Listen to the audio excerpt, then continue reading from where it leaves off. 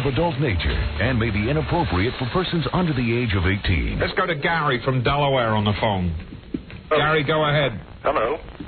I'm a big fan of cartoons. I collect a lot of cartoon cells, from different animators. Yeah. And I'd like to ask Mr. Shea, you said you commute from L.A. to New York? Yes. Will you be in New York to vote for Howard Stern for governor? Is this a Howard Stern call? I do vote in New York. With any luck, I'll be out of the state, and I won't have to... I'll be in L.A. when the election rolls around. However, I will tell everybody that I want a governor who will bring in the death penalty, who will have the potholes filled at night, and will retire after both of those missions are accomplished. So I'm with Howard. Hello, Stern Show. Gary Delabate speaking. Yes, that's D-E-L-L apostrophe. Yes. Yes. The apostrophe goes after the L, and yes, apostrophe. That's A-P-O-F-T-R-O-P-H-E.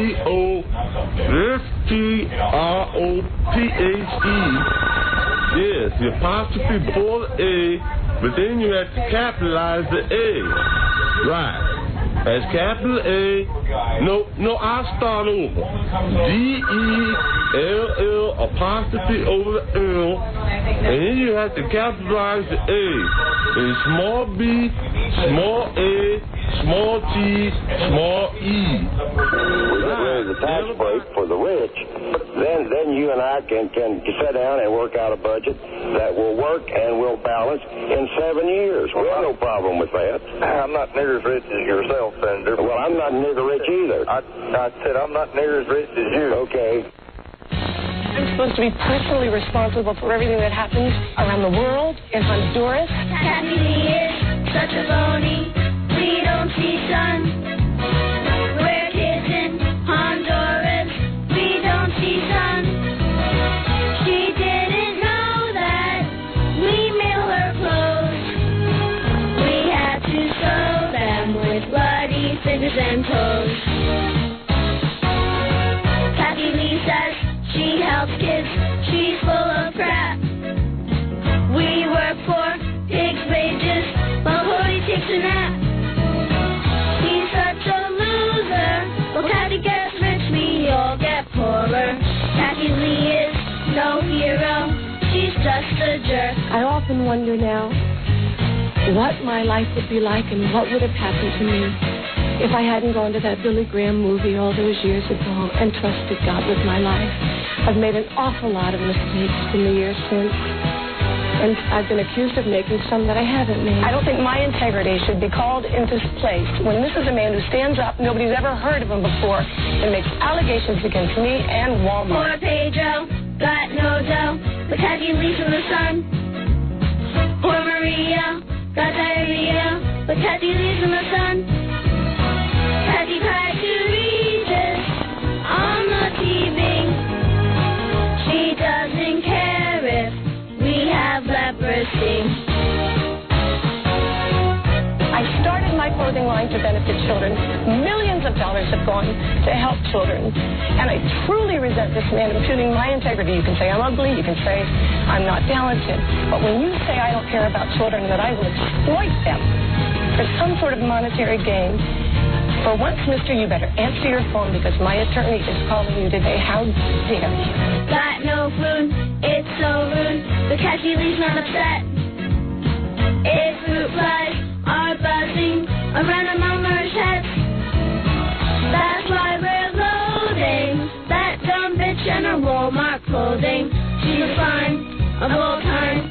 Kathy Lee's in the sun. How dare you? How dare you? How dare you? Tonight is really a special kind of show because tonight, I guess, one of the most controversial men in America is certainly Colonel North, with the deal with the orange. But I think the guy we have on tonight's show is even more controversial.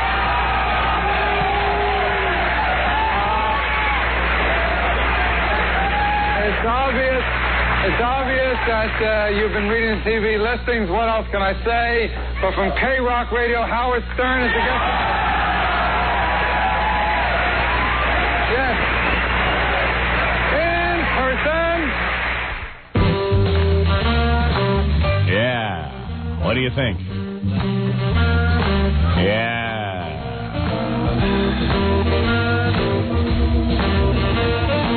Hey. What do you say?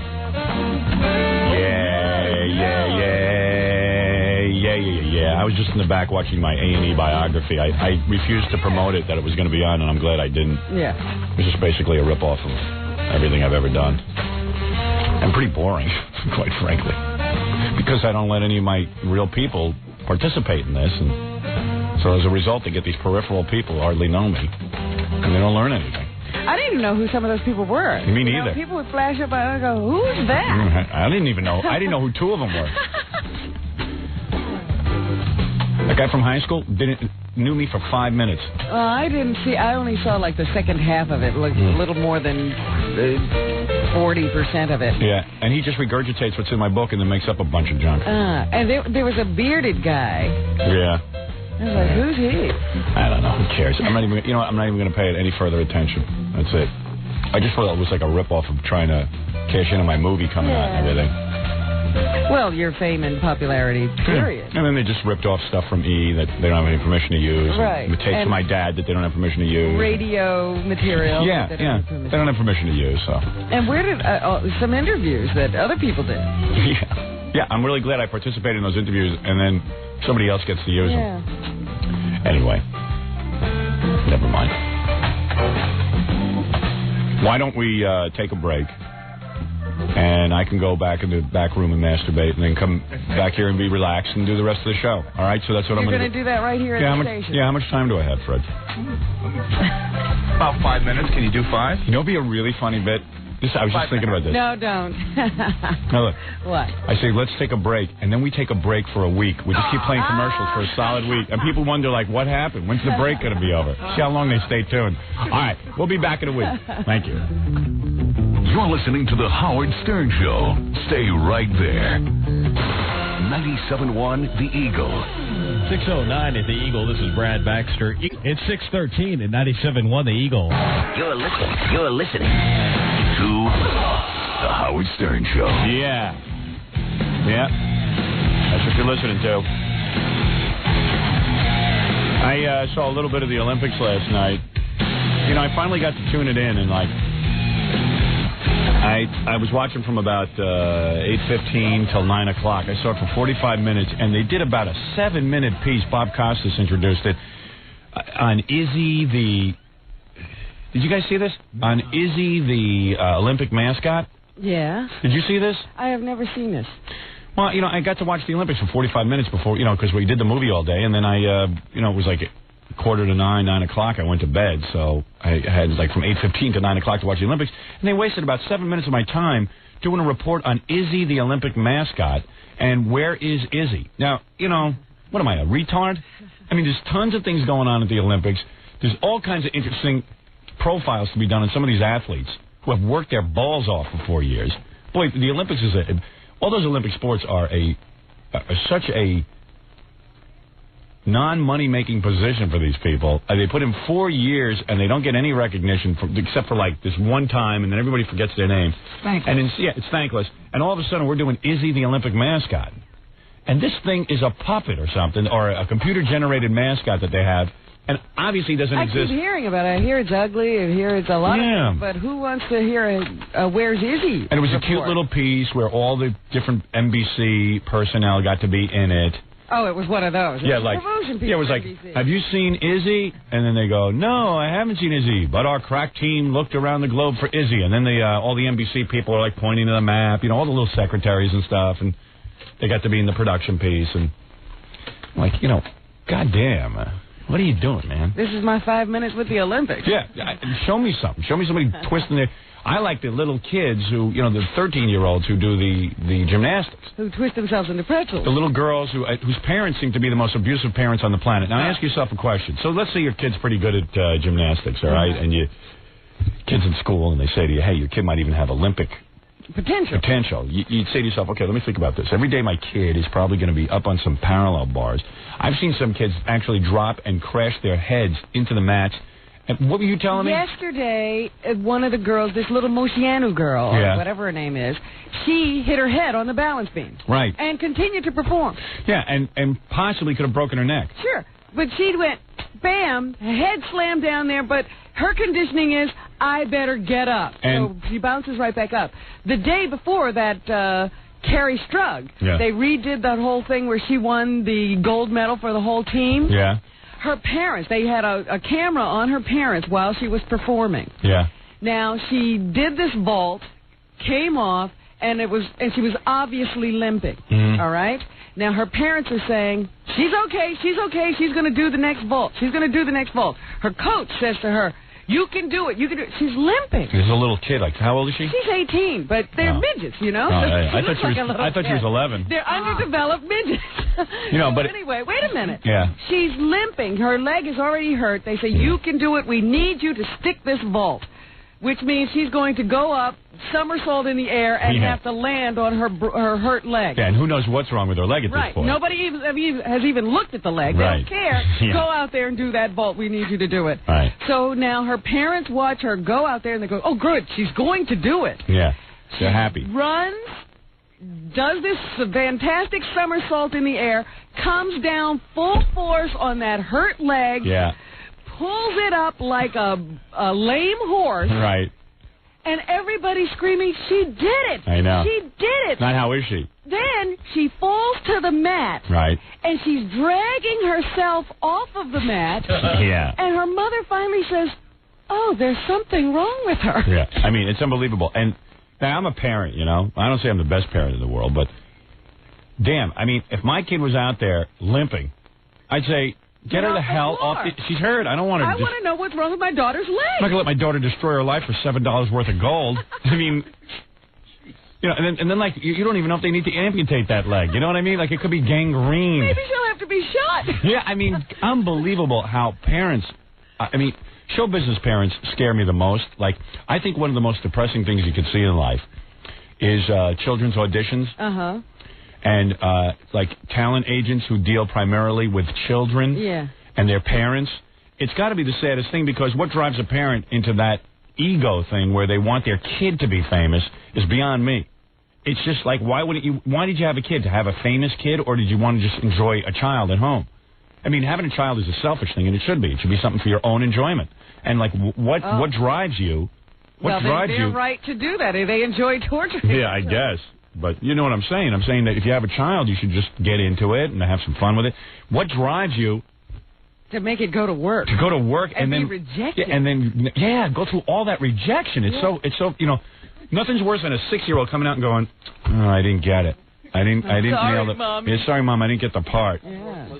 Yeah, and in front of an agent, put that kind of pressure on a kid. I mean, these parents are retards. They're just. I know a guy. He's even got a lot of money. He puts his kid through it.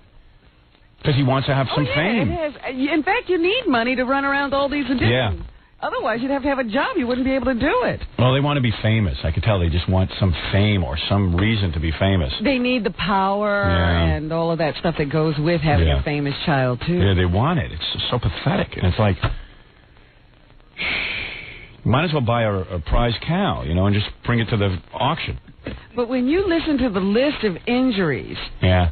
Some of these gymnastic kids have gone through already in their lives. By the time they're 15 and 16 years old, they've had numbers of surgery. Yeah, I know. And, like, why would you want your kid going through that? Up all day, 6 hours of training every day. Yeah. They have to starve themselves because they can't gain too much weight. There's not 1 ounce of joy in their lives. Yeah, and it doesn't look like they're too joyous either. No, they all look depressed. Yeah. Man. I don't know what drives a parent to do that crap. And then they send their kids away to these coaches. They don't even have the kid with them. Yeah, they want them to be famous in the worst way. Yeah, it's really sick. The whole Olympics is sick, now that I think about it. Well, I thought about it, too, and I said, you know, even these sprinters, you know, it's 2 seconds they're out there. Yeah, I mean, give them, you know, you train and train and train. For like 2 seconds of glory. I saw a guy, one of these runners, he took the gold for the USA. Uh-huh. Is it Michael Johnson with the gold shoes? The guy who jumped, he does a short little run and jumps over those little fences. Oh, the hurdles? The hurdles, yeah. I don't know anything about it. So he jumped over the little fat, but he can't jump over him. He's too short to jump over him. So he crashed into every hurdle and still won. It was the funniest run I ever saw. Because I saw that guy the other day. Yeah. He knocks down almost every one. And they don't care. It's because that slows you down, but he can still win knocking every one of them down. I know what you're saying. It should be like... Yeah, but you should have to clear them. Yeah, well, I'm sure they could change the rules for you. That's Alan Johnson. Is that Alan Johnson? Yeah. Who's the guy who runs with those big shades on, the big sunglasses? You know what I mean? Black guy? No. American? Yeah. I saw a white woman beat every black woman on last night. That was pretty exciting. She was from Russia. Well, that's possible. You know those Eastern Bloc countries. Yeah, they're practically black, even though they're white. I don't know what it was, but it was like, you know, all these women, black women who would run in Africa on their feet and never even wore shoes, and then you had a couple of American black women, and there was this big, chubby white woman from Russia. Chubby. Chubby? Chubby. What kind of a race was this? You never saw anything like this. Was a setup. This was 8 o'clock. She was chubby. She was goddamn fat. I mean, she had big breasts and like a belly. Wow. And an ass. And thick legs. Like not muscular, but thick, you know, pulkies. And all of a sudden, you know, boom. How long was this race? It was a short race. A sprint. I guess they sprinted to the buffet table because she was hungry. You should have seen this. And she beat, I wish I knew what was going on. She beat all these, like, athletic black women. Wow. It was wild. Bad crop of black women this year. I guess. Yeah. There's hardly any white people in the Olympics, except for, like, really dumb sports. You know, it's very funny. Yeah. Wait a minute. Weightlifting. It is very funny because I'm glad you brought that up. This weekend, I pick up a newspaper, and some columnist had the nerve to say that NBC was prejudiced. And they weren't showing black people in the Olympics. And I said, what in the world is this guy? What Olympics is he watching? How can he be going on like this? And then his contention was that NBC was prejudiced because they weren't showing the boxing, because it's all Hispanics and blacks. Yeah, who wants to see that? Supposedly... We could walk down the street and watch Hispanics and blacks beat the crap out of each other. I heard some guy complaining on the radio this morning. Supposedly they're not showing the boxing because 2 of the Americans that are involved in it have like criminal records or something. No, please. They've been in a lot of trouble. And then they said, well, of course, NBC will say, well, we're featuring the Dream Team and all the track and field events are lots of blacks.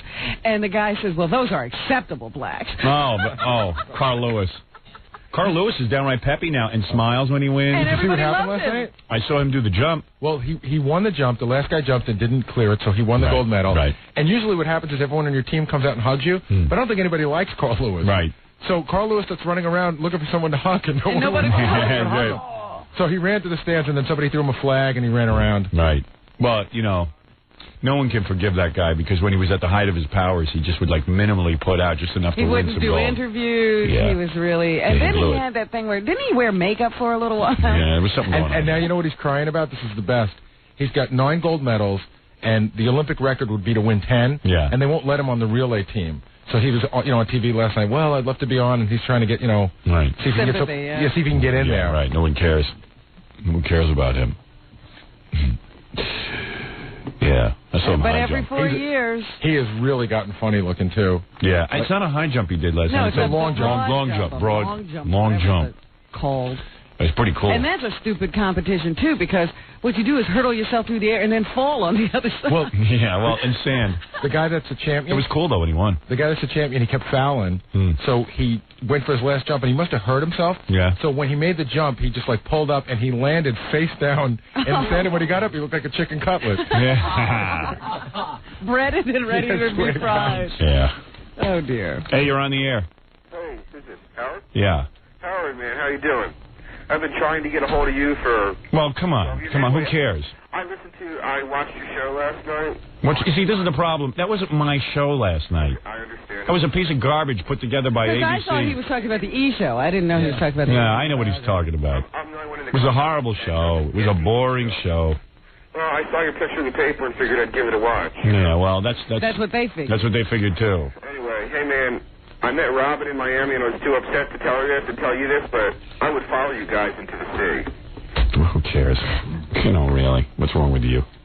Nobody follows me into the sea. Whenever I get fired, nobody even they does follow anything. you all right. Goes right up to the edge. Right. And then, they fall turn off, around. And you're by yourself. Nobody follows me into the sea, trust me. Except me. Yeah. Yeah, you always end up in the sea. They throw you in there with me. They throw me. Yeah. I don't go into the sea. I'm through going into the sea. All right. I got to take a break here, and then I'll come back, and maybe I'll take a couple of phone calls. We got Caller of the Week. We got Jasmine St. Clair coming in, who slept with over 300 guys. She shot the movie. She wants to come in and tell us about it. Oh, I was going to say, who is Jasmine St. Clair? Remember the porn star who slept with most of our listeners? She's going to be dropping by to say hi. Is the movie ready now? Probably. That's what I want to... It's amazing how quick that movie comes out. We are still working on that. Yeah, right. She's done already and ready to promote. That's the great thing about the porn industry. They can shoot an entire movie in a day. All right, we'll take a break, and we'll be back right after this. We'll return to the Howard Stern Show after these messages. 97.1, The Eagle. 626 at The Eagle. This is Brad Baxter. It's 631 at 97.1 The Eagle. Call Howard on the Eagle's toll-free line, 1-800-54-STERN. And now, a man who doesn't care about the rainforest, but would sure love to see Sting's wife nude, Howard Stern. It's true. I have no problem with that. Hey, everybody. Yeah. Hey, I just want to make a couple of comments here. Every once in a while I have to do this. To our board op in Albany. We're on a radio station in Albany. What station are we on in Albany? Anybody know? What's that kid's name who we helped out? Ken, right? Yeah, Ken. Use your head, all right? Ken had Melrose Larry Green up in Albany with him somehow. Somehow Melrose Larry Green is there. I don't even know what he's doing in the studio. And Ken is busy putting Melrose on the air during the breaks. And don't do that, Ken. No one asked you to do that. I don't want you to do the Howard Stern Show while we're away in commercial. All you got to do is play the commercials and then come back to us. Do the weather. You know Ken, Shaky Ken? Yeah. He's up there with Melrose Larry Green in Albany, and I guess he brings him into the station and starts doing bits with him. Oh, no. Yeah, I mean, don't do that. Bit? During our breaks, he breaks away and does routines with Melrose Larry Green. You mean interviews? I don't know. Is he back to drinking? I hope not. I'd rather he go smoke a joint than sit there and talk to Melrose Larry Green. Please don't do that. Don't do comedy when we break away. Who told him he was funny? I don't know. Somebody did. Somebody informed him that he was funny. Also, speaking of our producers, our producer out in L.A., our board op in L.A., Gary is on the phone. Gary was out playing golf yesterday behind O.J. Isn't that right, Gary? I sure did. Yeah, where were you playing golf? We were playing golf in Pacoima, and we were playing right in back of O.J. No kidding. Now, this is kind of funny because did you try to hit him with one of your balls?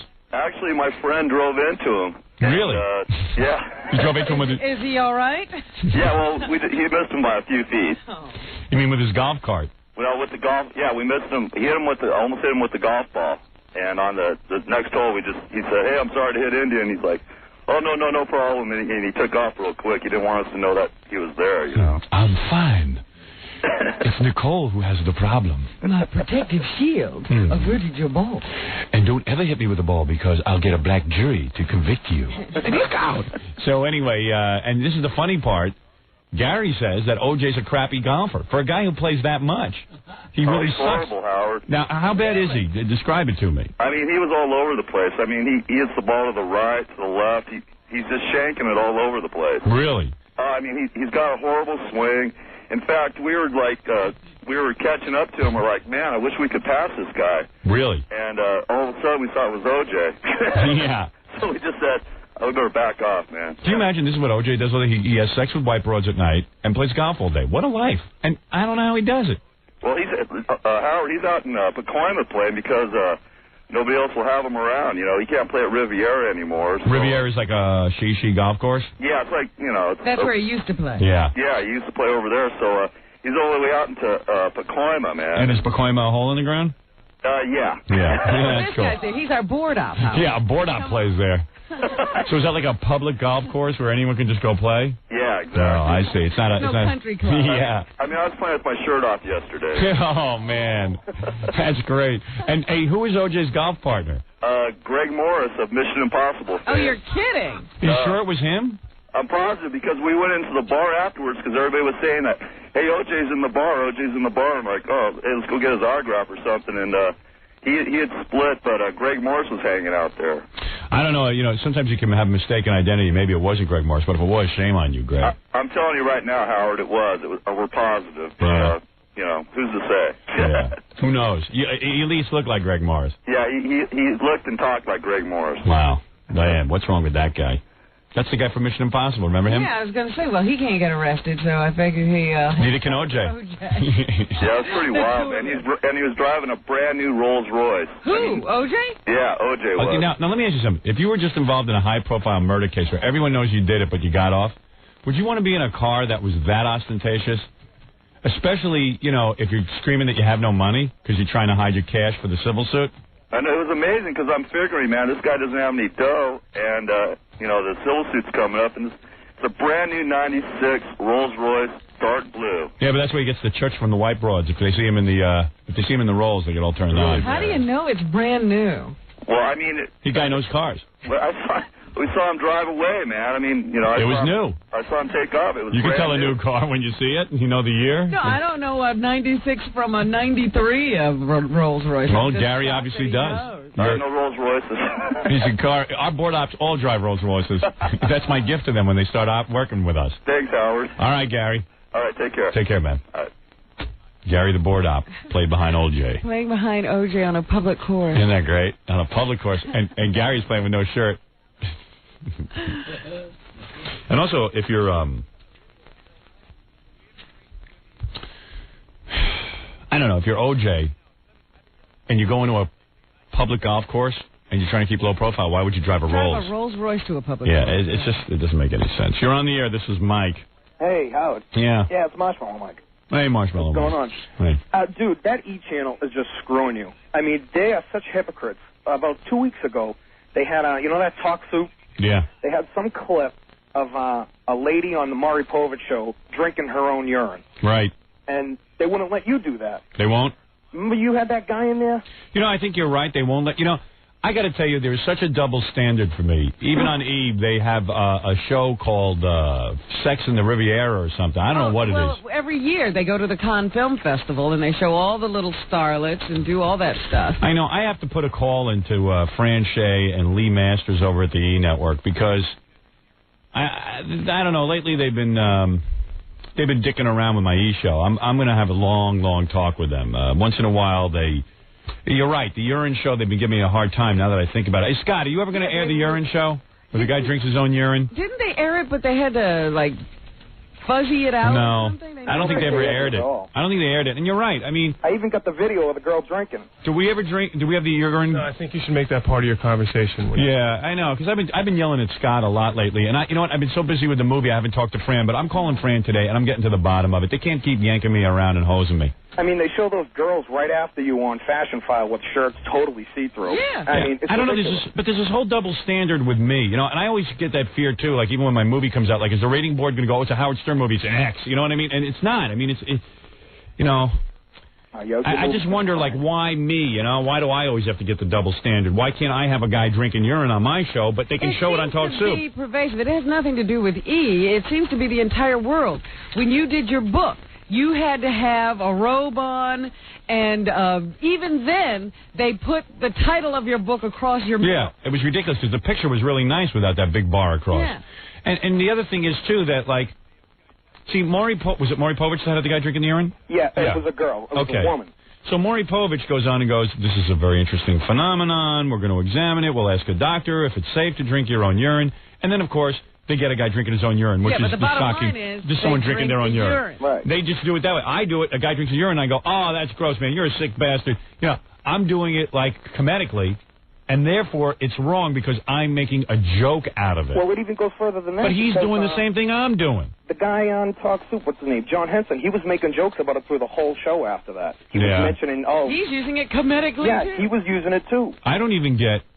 I don't know. I don't get it at all. I don't get it at all. In fact, Chiasano gives me crap about whenever I do a bit, I go, hey, I'm going to drink my own urine. And, like, I might just drink a bottle of water or something. Right, you gurgle. Yeah. Oh, my God.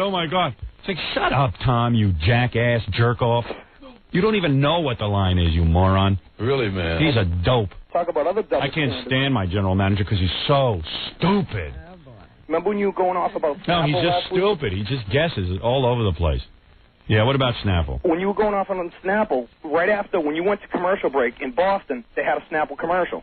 Yeah, well, that's cool. I mean, I know advertising money's advertising money. Yeah, well, I mean, what can I tell you? You know, I don't mind that. You know, somebody once said to me, you know how I feel about lawyers and stuff. You know, I can't stand them. And then there was one market that asked me to do a commercial for a lawyer. I'll do any commercial. I think anybody has a right to advertise. I don't sit there and control who advertises on my show. Mm-hmm. I'm happy to have all people who feel my radio show is a good vehicle for getting customers. I don't sit there and discriminate. It's people who discriminate against me. You understand? Well, Howard, you're still the king no matter what. I'm a comic. I'm not a dictator. Okay.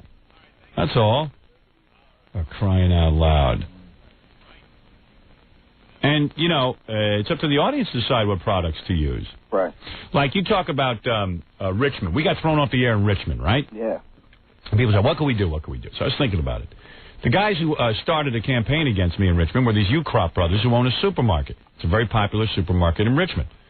If my listeners were so incensed there that I was taken off the air, they should never, ever, ever shop in one of those stores again. And I bet you that would put a dent in the Ukrop brothers' pocket. And make them think again about how political they want to be. But my listeners will never do that because people are sheep and they don't. And they go to the store closest to them. Right. Well, I won't drink Snapple. Themselves. I never drink Snapple. I drink Mystic. Yeah, Mystic's a delicious product, and why should we support Snapple? If you believe in this show and you believe in free speech, or forget free speech, if you believe that you like this show, we're telling you what to buy because we got screwed by a company. Right. So buy Mystic. Or buy, there's a drink in California we advertise. It's delicious. I did the commercial for them the other day. Very high-quality drink. Whatever. If you hear it on my show, you buy it. Got to support it to keep the show We got to going. support them, that's all. I mean, you know, listen, yeah, it helps me, but it helps you, too. It keeps the show on the air. Right. We benefit. Okay. All right, thank you very much. Take it easy. All right, bye-bye. Hey, F. Alanis Morissette. Right. Whatever. What'd she do to him? It's his business, not yours. That's his story. F. Alanis Morissette. What? You know, there's an angry guy. Yeah. There's a guy who's been spurned. He's been spurned by You know who many that is, women. Marshmallow Mike. I know who that is. The guy who ate a marshmallow from Jackie's buttocks. To get to a girl. Yeah. Mm-hmm. You'd be pissed, too. Wow. Hey, our listeners are really out there doing stuff. What'd they do now? This is the New York Times. It's from Thursday, July 18th. See? New York Times. So Yes. I'm reading the New York Times, and I was reading about the crash, the Flight bomb. 800? Yeah, Flight 800. And this was like almost like the day after, I guess, the bomb went off. So not only do our listeners make phony phone calls now, they give phony interviews to the New York Times. Oh, no. Listen to this paragraph. Jackie Marlowe, who lives in East Mauritius and had been fishing in Mauritius Inlet, said, quote, there was a great fire like a fireball. Eventually the plane just spread apart and there was a loud thump. I felt the tremor when it hit the water. So one of the eyewitnesses was a listener of ours. Instead of giving his real name, gave Jackie's name. Jackie Marlowe. Are you sure there's no Jackie Marlowe? I guarantee you there's no Jackie Marlowe. It's so great. So Jackie Marlowe is in the newspaper. Jackie Mullen. Jackie Marlowe. That's quick thinking when a reporter interviews you and you throw in one of the show names. I thought that was great. Another thing I want to bring up, I haven't had a chance to talk to you about this. This guy from TV Guide named Jeff Jarvis, who gave me the great review on my E! show, the couch critic, Jeff Jarvis. You know, that was a great review of our television show. Was very much. And I sat there and I said, boy, you know, when you get that, and plus it's a national magazine. There were people like calling me from all over saying, man, your TV shows are the greatest. They shape public opinion. But after a guy like that writes something, you know, what do? Like, I was saying to someone, gee, I feel like calling the guy and saying, hey, thanks. But then someone said to me, you can't call a critic. Yes, they're supposed to be unbiased. And I said, well, I don't care. I think the guy said something really nice, and I feel like saying, hey, I appreciate it. But wait a minute. Don't you think Siskel and Ebert would like to hear from the stars who like their reviews? And I don't know that they don't. I think they do. They do, right? And they get better reviews the next time around, too, I think. Yeah, but then it could also turn against it. Like Jeff Jarvis might hang up the phone and go, you know, if that guy thinks I'm just going to give him another positive. Yeah, if he can buy me. But I don't think that. I just would like to thank the guy for doing it because I don't get that many positive reviews. Yeah. And when a guy puts his ass on the line and actually gives me a positive review, I appreciate it. Yeah, he probably took some heat for that. Yeah. What are you, high on cat tranquilizer? So what do you think's appropriate? Should I call Jeff Jarvis? Do what you feel. Don't stand on ceremony, and don't let these people sway you. If that was your feeling, do it. Gary, make a note. I will speak with Jeff Jarvis. Thank you. Gary was telling me at the Olympics that... If the guy doesn't talk to the people he reviews, he won't take your call. Right. What's wrong with saying, hey, you know, I really appreciate the nice write-up. You know, thank you. I was going to send him. I was going to go over and perform fellatio on him. You know, if he wants it. Buy him a car. Yeah, I should just send him a brand new Rolls Royce. Maybe just hand him some money in an envelope. Yeah. Hey, listen, I don't want to say anything, but here, I appreciate what you just did. Here's $1,000. That's real appreciation. Yeah. No, it was pretty nice because, like, you know, TV Guide is, like, it's in all the hotels. Like, I had to stay at a hotel one night while we were shooting. And all of a sudden, you open up TV Guide, and there I am getting a positive review. That's pretty mind-blowing. Sure. I was just going through TV Guide, and hey, there I am with a positive review. You didn't even know it was coming out. Nope. Didn't know anything about it. And, man, the guy gave me a major. It was a very nice review. I think he called me a genius. Maybe not. Remember. Or maybe that was me who called myself a genius after I read it. Yeah, that's what it Or was. maybe you said, he makes me sound like a genius. Yeah, something like that. I know the word genius was mentioned, but it might have been by me. But the thing I liked about it the most was he said, you know, most people would think that taking you in small doses would be the best way to have you, but instead it's the opposite, that the longer you stay with you, the more you like it. It's like radiation. The longer it stays with you, the more effect it has on you. That's what I'm like. That's what stuck with me. Yeah. So I don't really know what to do. I mean, I would actually send him a gift. I don't think you should go that far. Right. Something really nice. Like a Rolex. You know, maybe when you hear that he has something going on in his family or something, that would be appropriate. But just to give a gift for a critique, I don't think so. I should send a big picture of you. You know, it's like a goofy gift. Like a goofy gift is funny. Well, I have one that's available. Right. Maybe I'll just drop him a note or something. Maybe a call would be a little too weird. You know, hey, how you doing? A note, sure. Right. Too bad I don't have personalized stationery. I gotta you do. I gotta get special. I one time somebody made some up for me, but I thought you had gone through the whole thing of getting some. Well, the E! Network made some stationery, like Howard Stern show stationery and everything, but yeah. I don't know. I don't really use it too much. It seems kind of pretentious, you know. Well, every time because you name everything after yourself. Yeah, you know what I mean. It's just like Howard Stern show, big. I don't know. You're like Donald Trump. Right. Yeah. I saw that stuff you made. Yeah, I know. That's kind of... Well, we made that like about 8 years ago. Yeah. But what else would it say, your personalized stationery? I don't know. I don't know what. I guess. I'm not even sure. No, anyway. But how about a nice little something with flowers on it? Hey, Gary, come here. Yeah, something feminine. So Gary was telling me over at the Olympics. Yes. So when the bomb blew up, you know, all the reporters that were at the Olympics were desperately trying to get the story. So they were all over the place. And the cops were telling them, look, you cannot go in there. You cannot go near this area because we have to, we have to do our job. Yeah, apparently wherever they needed to broadcast from. Yeah. They had to get by the police lines or something. So the reporters got so out of control, the cops had to pepper spray the reporters. That's pretty funny. Well, I wish there was tape of that. Is there? They tried to storm past them. Like some of the reporters are like, thought that covering the story was more important than listening to the cops. Right. And the cops pepper sprayed them? Right. That must have been funny, it was man. like a reporter riot.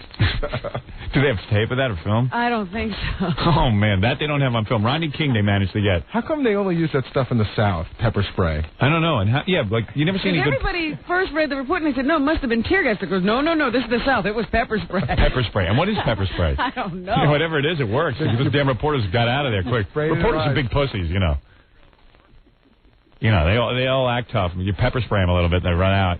The guy's probably in the fetal position crying. Yeah. It's kind of neat when the cops have to pepper spray the reporters. I wish I could pepper spray lawyers. They do it more often. What are you talking about? I'd like to pepper spray all the lawyers in this country. Pepper spray. And what were they doing? Crying and crap and running out? Well, I guess they had to be subdued. Really? You know, I guess once they got down, I guess they didn't have to arrest them once they were on the ground. Right. I mean, that stuff puts you, you can't see anything. Wow. I'd freak out. I would listen You to the wouldn't cops. have been running No. toward the cops and saying, I'm going to break through your line. No way. I would have said, okay, I'll go home. I'll make up the story. I don't care. I'll listen to the news and wait for that to Just come. tell me what's going on as soon as you know. Right.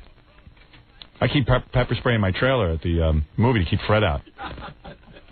Has anybody been... do you guys get your own trailer? I don't even know what goes on. I know you have No, your own I have trailer. a dressing room. What, you At did? the studio, I have a dressing room. What about when we're shooting on location? I have a trailer. Yeah. I supposedly have the nicest trailer, but this was weird. When I was working with my movie wife, Mary, she had a trailer that wasn't working right.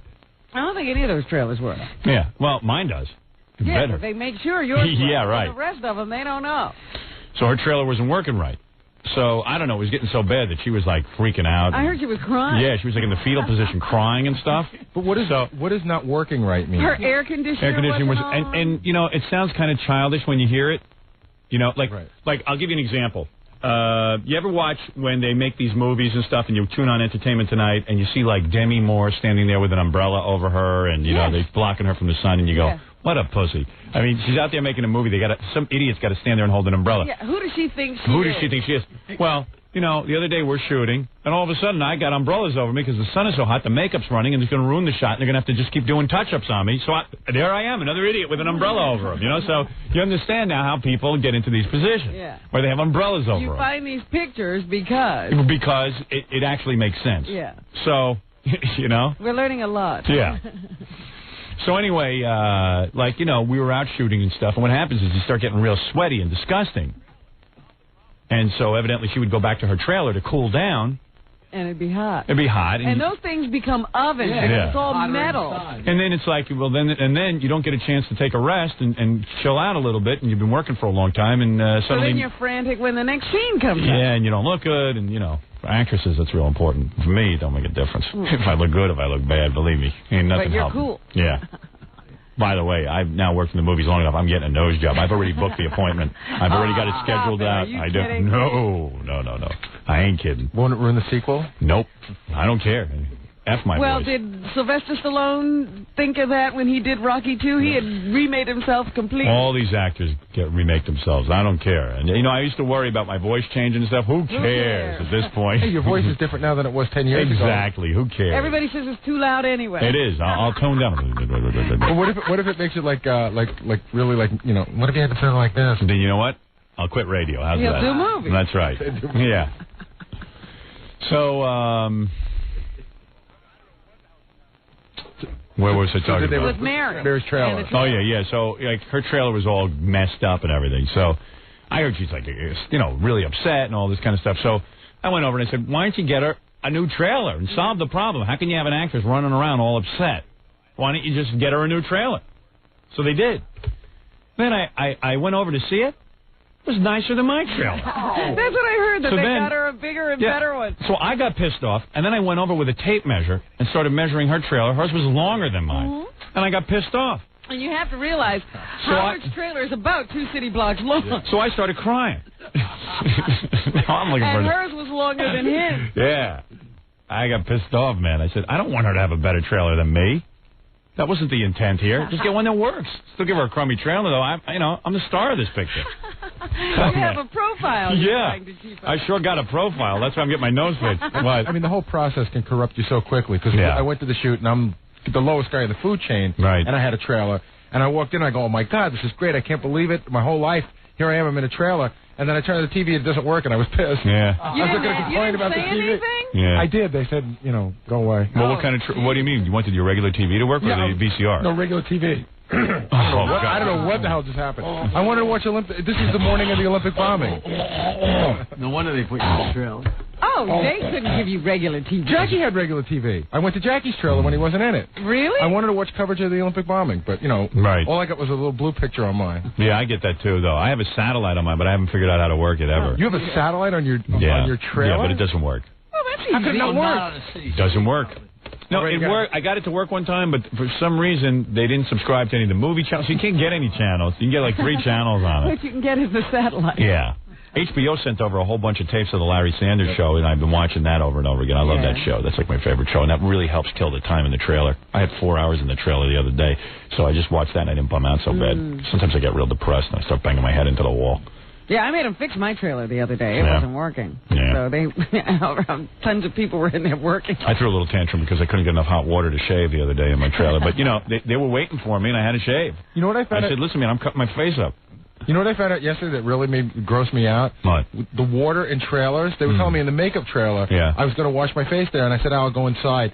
They said, yeah, you might as well because they put antifreeze in the water in those trailers. That's what she told me. No. I swear. She Get said, out of here. That's what she said. They put a little bit of antifreeze in. Oh, my God. Well, that would make sense. I've been washing with that and washing my fruit and stuff with it. Disgusting. That can't be right. That can't be right. You're crazy. I swear. They're goofing on you, big dope. They put antifreeze in the drinking water. Well, it's not the drinking water. It's the sink water. Yeah, that's drinking water. Well, you never brush your teeth? Yeah, well, you don't, but I'm saying I do. We'll check today. Because the woman that told me is not a prankster. I don't think she was kidding. Who told you that? One of the makeup women. Colleen? Or No, Sharon? No. Sharon. Sharon told you that? She don't know nothing. She wouldn't. Sharon. Sharon told you that? She's just goofing on you, you big tooth bastard. What's the matter with you? What's the bet? I'll bet $50. Okay, $50. I'll bet you she wasn't goofing on She's goofing on you. I wasn't there. I don't know. And you couldn't taste it? I didn't drink it, Jackie. How would I taste it? I love when Gary smiles with those teeth and gums. It's so great. There's no way he can win an argument because he always has that goofy look on his face. Although I'm also enjoying looking at the growth on the end of Jackie's nose. Yeah, Jackie shows up on the movie set. He finally gets in a scene, and he's got this big... It's like a shark bite. It's like getting bit the day of the prom. Or it's like somebody bit off his nose. At the end of his nose is all full of blood and pus. It looks like when Coke's ferret bit his nose. Yeah, I know. It looks like I sandpapered the end of my nose. Oh, my God. Would you pop a zit on the end of your nose? I went to pop a zit, and there must have been blood vessels waiting to pop for 48 years. I'm going to vomit.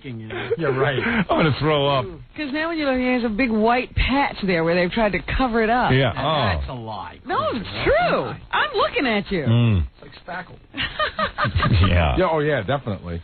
Did you hear what Jackie did yesterday? No. He was, we all had to be there really early for the movie. Oh, yeah. And Jackie just drove to LaGuardia Airport. He forgot that he had to be there. Yeah, I heard that. Meanwhile, it's impossible to be late for the movie. Exactly. You know what I mean? He drove all the way to LaGuardia, got back, and we still hadn't shot it. He got back and he thought that he had missed everything. Yeah. No, you never miss it. We hadn't even started. What did I miss? Nothing. Be here by 10:15. You got to be here by 10:15 because we have a rehearsal at 2. Yeah. Jeez. I like when I'm in my trailer and I finally mellow out. They call me to the set, and then they're not ready to shoot for another half hour. It's pissing me off. Yeah. Oh, it is funny? I've lost the humor about Well, it. he's there for a day. It's funny. Yeah, one day I could see how All it's right. old, real. I got to take a break. I'll get back to this show right after these words. More to come when the Howard Stern Show returns in a moment. 97.1 The Eagle. 6:58 at the Eagle. This is Brad Baxter. It's 7:01 at 97.1 The Eagle. Baseball's been very, very good to Tommy Lasorda until Stuttering John. Hi, Tommy. How you doing? Great. How you doing? I'm a big fan of yours. Congratulations Thank on you. your Thank you very much. career. This is for the Howard Stern Show. Tape the broadcast. Do you watch Howard Stern? Who? Howard Stern. Howard Stern. Who's he? Oh, he's the guy he has a TV show here in New York. No, I never watch it. What time of the day is it? It's on Channel 9. Channel 9. Yeah. Well, no, I never know. Tell Howard hello for me, though. Okay. I never watched the show, but evidently it must be a pretty good one. Will you see A Truth or Dare? Who? A Truth or Dare, on the Madonna movie. Are you going to go see that? No, I'm too busy with the baseball team. I don't get time to do very much. Fast has been going. It's great. This thing is so great. It's unbelievable. For 2 years, when I first started to lose the weight, I stayed away from eating ice cream. For 2 years, I have not had ice cream. But since we've come out with this Ultra Slim Fast Frozen Delight, I am now back to eating. It is so good, I'm telling you, and it's got very little fat, and it's low fat, no cholesterol. And for the people who are always concerned with their weight, Now they can really eat ice cream and enjoy it at its best. It's so good. Hey, take my word for it. It is really good. Let me ask you, I'm in a band, you know. Do you have baseball groupies, like girls who hang out, you know? Oh yeah, I've seen some of them around. Oh really? Yeah. Is there a lot? No, not too many. Do you ask your players to refrain from sex before a big game? I don't even want to talk about that. That's a private thing, and I don't want to talk about. Oh, all right. I'm sorry. Can we ask about Pete Rose? Okay, something about Pete Rose. What do you want to know about? You know how much you want to bet that Pete Rose is gambling again? No, that's not a good remark. That's not a good remark. Can I just say something? Tommy, can I just say something? No, that's enough. I guess Tommy had his fill of questions, that is. You're listening to the trim Howard Stern. Yeah, I'm very trim. And no Ultra Slim Fast involved either. Jackie Jokeman Martland, 78 minutes of filthy jokes on CD or cassette on the hysterical Sergeant Pecker. Only $12 plus $4 shipping and handling. Call now, buy two, get one free. Call 1-800-323-KING. Thursday night, August 1st, Jackie hosting a big benefit at Rascals in West Orange, New Jersey. For information, visit Jokeland on the web at JackieJokeman.com. All right. Thank you, Jackie Jokeman. Jackie Jokeman.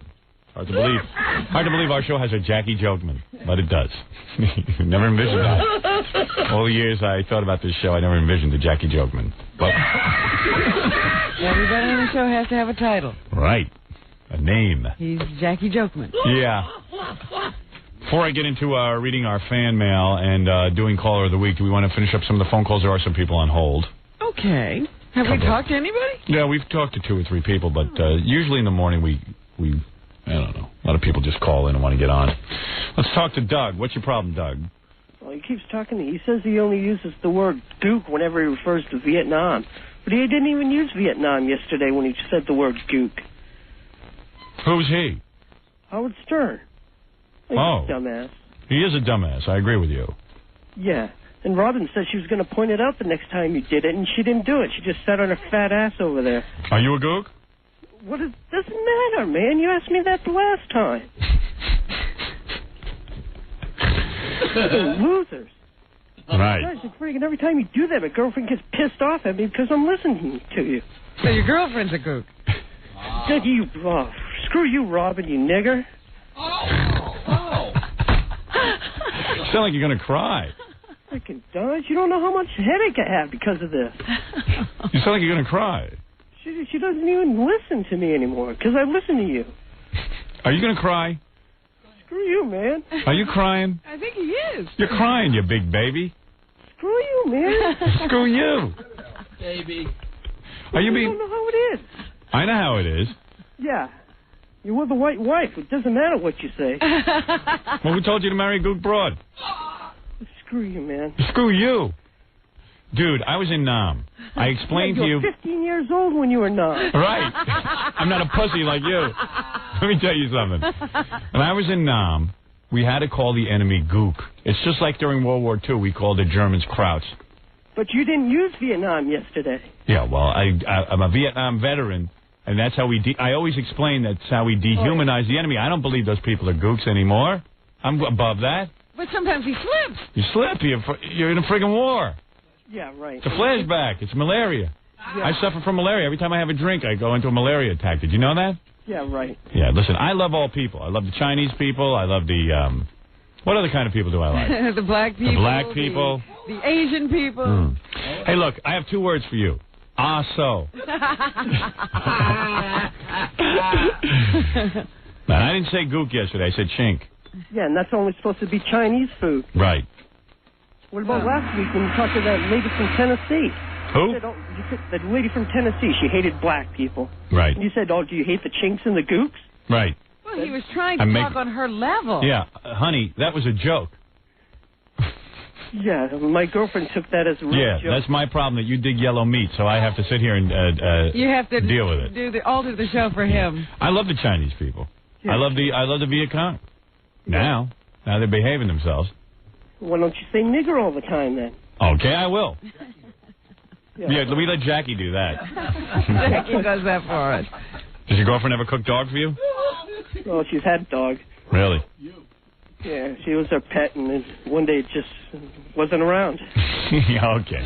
I got to go. All right. Bye. Bye. That's Doug, very angry.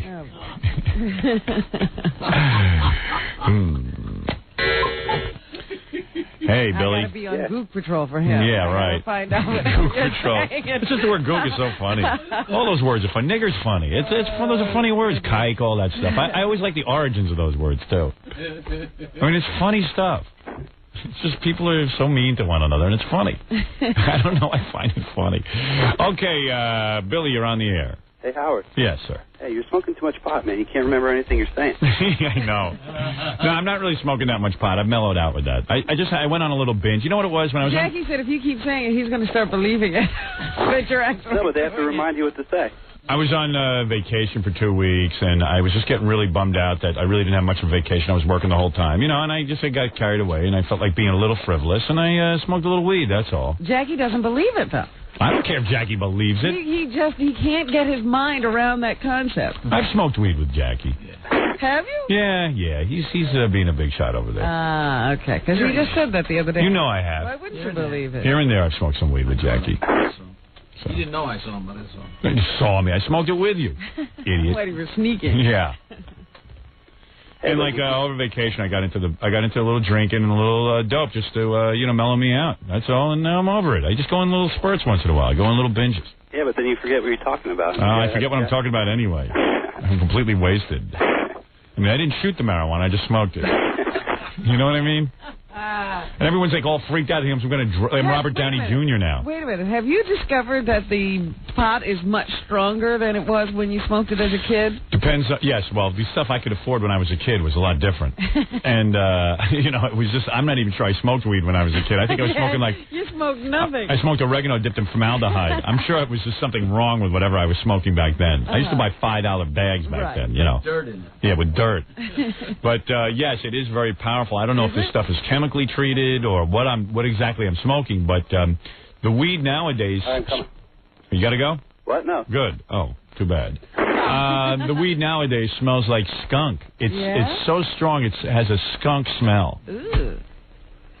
It's a real powerful weed. Where do you get it? And you notice that you don't have to do much to get high.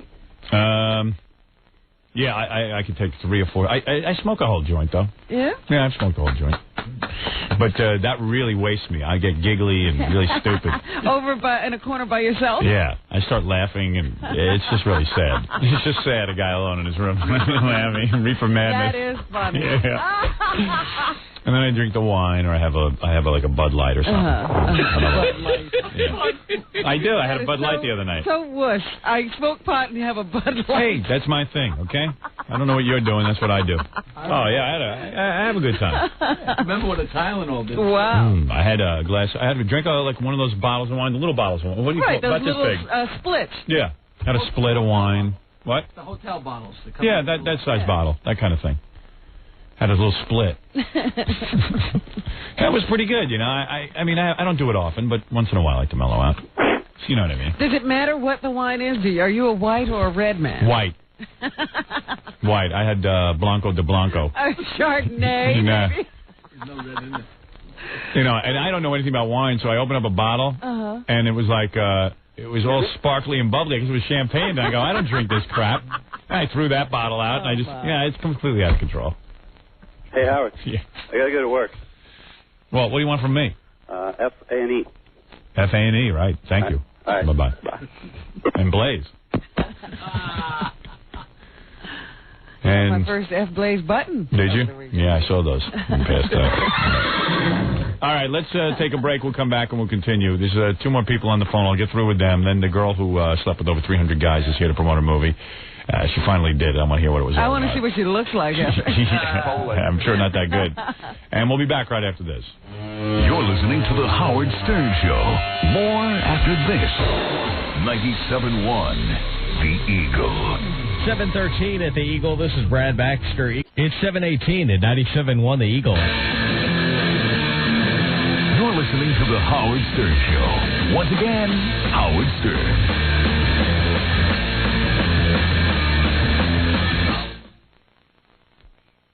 Sorry. I was getting my sunglasses because Jasmine's here and I like to do my interviews with chicks with my shades on. It makes me look more evil.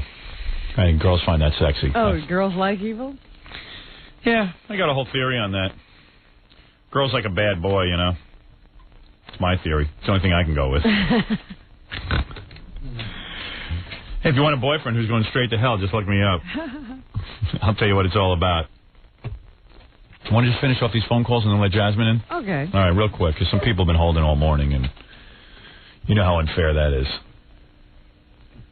Hey, you're on the air. This is Cheryl. Hello? Yeah, quick, because I got to get to Jasmine. Oh, is this Howard? Yeah. Hi, I've been listening to your show for about a month and a half now, and I'm trying to figure out who everybody is. Well, that's what market do you listen to us? WCCC? Oh, in Hartford. Right. Yeah. Okay, who met their wife on the air? All right, that's Fred. He's from Hartford. I met Fred in Hartford. I'll tell you who everyone is. Okay. Fred is a guy who I met in Hartford who did, like, comedy voices and stuff. Yeah. And he's real weird. He doesn't communicate well with others. Uh-huh. Even though he thinks he does. But he's strange. And he doesn't really know how to talk to people. Like, you could go up to Fred and say hi. Now, he's known me over 15 years or something. And it's almost like he's meeting you for the first time. It's almost like he forgot who you were. I mean, imagine the scariest human being you know, and then multiply that by 5, and there's Fred. I'll give you an example how scary he is, okay? Okay. 2 years ago, he changed his name to Eric legally and never told anyone. Okay? So when you that's talk a true about story. Eric, that's him also? Yeah, Fred is Eric. Okay. Okay, and... Now, is he happily married to that woman? All right, now here's how strange it gets. He's so weird that, like, all the years he was with me, like, because he's in radio and he's working with me, women would come on to him, even though he's bizarre. Okay. And he never would date any women, so we thought he was maybe a homo. But he wouldn't date any guys either. He just was asexual, and every time you asked him about it, he said, I'm sorry, I have to get into my work. I'm devoted to my work. Meanwhile, he did nothing. And I don't mix work and pleasure. Yeah. So he had all these rules, and you started to think, like, maybe he has no dick. And then you, like, go, oh, wait a second. So then I spied him in the bathroom like 10 years ago, and he had one. You saw it? Yeah. But, you know, you two used to sleep in the same room together, and he wouldn't get undressed in front of you. Right. Yeah, we used to share a hotel room when we were first starting out and stuff, and you know how guys will take one bed, and then Fred would have the other bed, and Fred would have to, like Fred would run into, like a guy on his, marrying a virgin, he would run in the bathroom and change, and then he would just climb into the covers and remove his pants. He's a very strange guy, okay? No, wait, Howard. No, So is now, he happily married to that well, woman? this is what I'm telling you. I'm getting to it. Okay. So, all of a sudden, Fred announces that he wants to mate. Like a Vulcan. Like a Vulcan. So I put him on Dial-A-Date, okay? Okay. Dial-A-Date is like a dating game thing that I do that I'm sure that my Howard Stern imitator in Hartford has done a million times. Okay. So you know what it is. Because he's done it, but he's done it badly, right? Right. That Sebastian guy. He's terrible. Right, and he's the guy who rips me off. Okay. So a lot of the stuff that he does, I've just invented, but you didn't know that. Okay. So, Fred, I put him on Dial-A-Date. I get 2 chicks there's 3 girls on the phone. 2 of them say, look, point blank, I want to have sex with Fred. I'm really hot. They're like stripper types or something. And then the third girl is like a nice Jewish girl who says, I don't know if I'm going to have sex with Fred. Fred picks the Jewish girl. Okay? Yep. Goes out with her once. Screws her. On the first night. Yeah, scores with her the first night. Dates her forever. Moves in with her. Moves in with her. And Fred was the type of guy who used to just go to his parents' house and stuff every weekend because he had nowhere else to go. Out in the boonies, right? Now he never visits his parents. And he gets totally devoted to this girl. Okay. They get married. Doesn't tell anyone he gets married. Okay. He just gets married on a beach one weekend. And then he tells us after. Gary's plumber went. Yeah, I'm the guy who found this woman for him. He doesn't invite me to the wedding, nothing. Total strangers were at the wedding. I'm probably the one guy who's been responsible for his income in the last 15 years. Doesn't invite me, but it's okay. I was just as happy to stay home. He marries her. Yep. Nice, regular girl. 3 months later, she decides she's quitting her regular job. She's going to become an actress. Okay. This is no spring chicken either. And all of a sudden, you know, how old is your wife? About 30. 30. Suddenly, a career change. She's going to be an actress. And now she can't even tell her age because she doesn't want to be typecast. Right. On Fred's tuchus, she decides to become an actress. So now he's got to support her. She quits her job, and she goes off. And because she's known from my show, yep, they stick her in some show where she just strips. She plays a nun. And makes out with guys. She goes into this play that used to be a 10-second part. The woman who had it before her played a nun, and she would kiss a guy in the cheek. She goes into the play. She starts making out.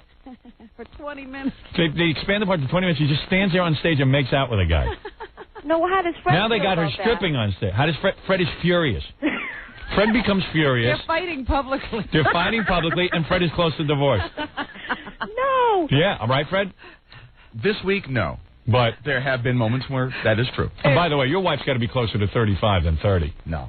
Really? No. Yeah, she's a lot pretty younger. young. She's a lot younger. No, I didn't know that. I assumed that. She looks like she's 20, but I'm saying she's a lot younger than I am. Is she? I'm an old fart. I didn't realize that. Because Baba Booey threw up a note that said she's 35, not 30. Now, Howard. Tell Gary to stuff it. Right. Howard. Right. I mean, and now in this play, Gary, what? I remember when we went out on Dial-A-Date that Allison and I talked about a lot of stuff, and that she's my age. She's younger or close than you. to my very close to my age. No. Right. I don't remember her being 5 years younger than me. I remember her being younger because we both grew up on Long Island. We talked about a lot of the same things. We knew that Maybe she lied about her age to Fred. There you go. Fred doesn't know how old. Yeah. Stop it. It could be. No, Gary's eating, Fred. Don't disturb him. Fred would have had met her when she was 20. Right. Right. Hey, Fred, what are you thinking? What? She's about 30. I don't know what Gary's talking What's about. about She's younger. Is she lying about her age because she's an actress now? I think that's it. She's younger than what he's saying. Really? You sure? She celebrates every other birthday. I don't remember her being that young. I don't either. She's younger than me. No, we know she's younger than you. And you're 40, right? She's yeah. I think you better take pen to paper. She might be 31. Let him get away with it. She might be 31.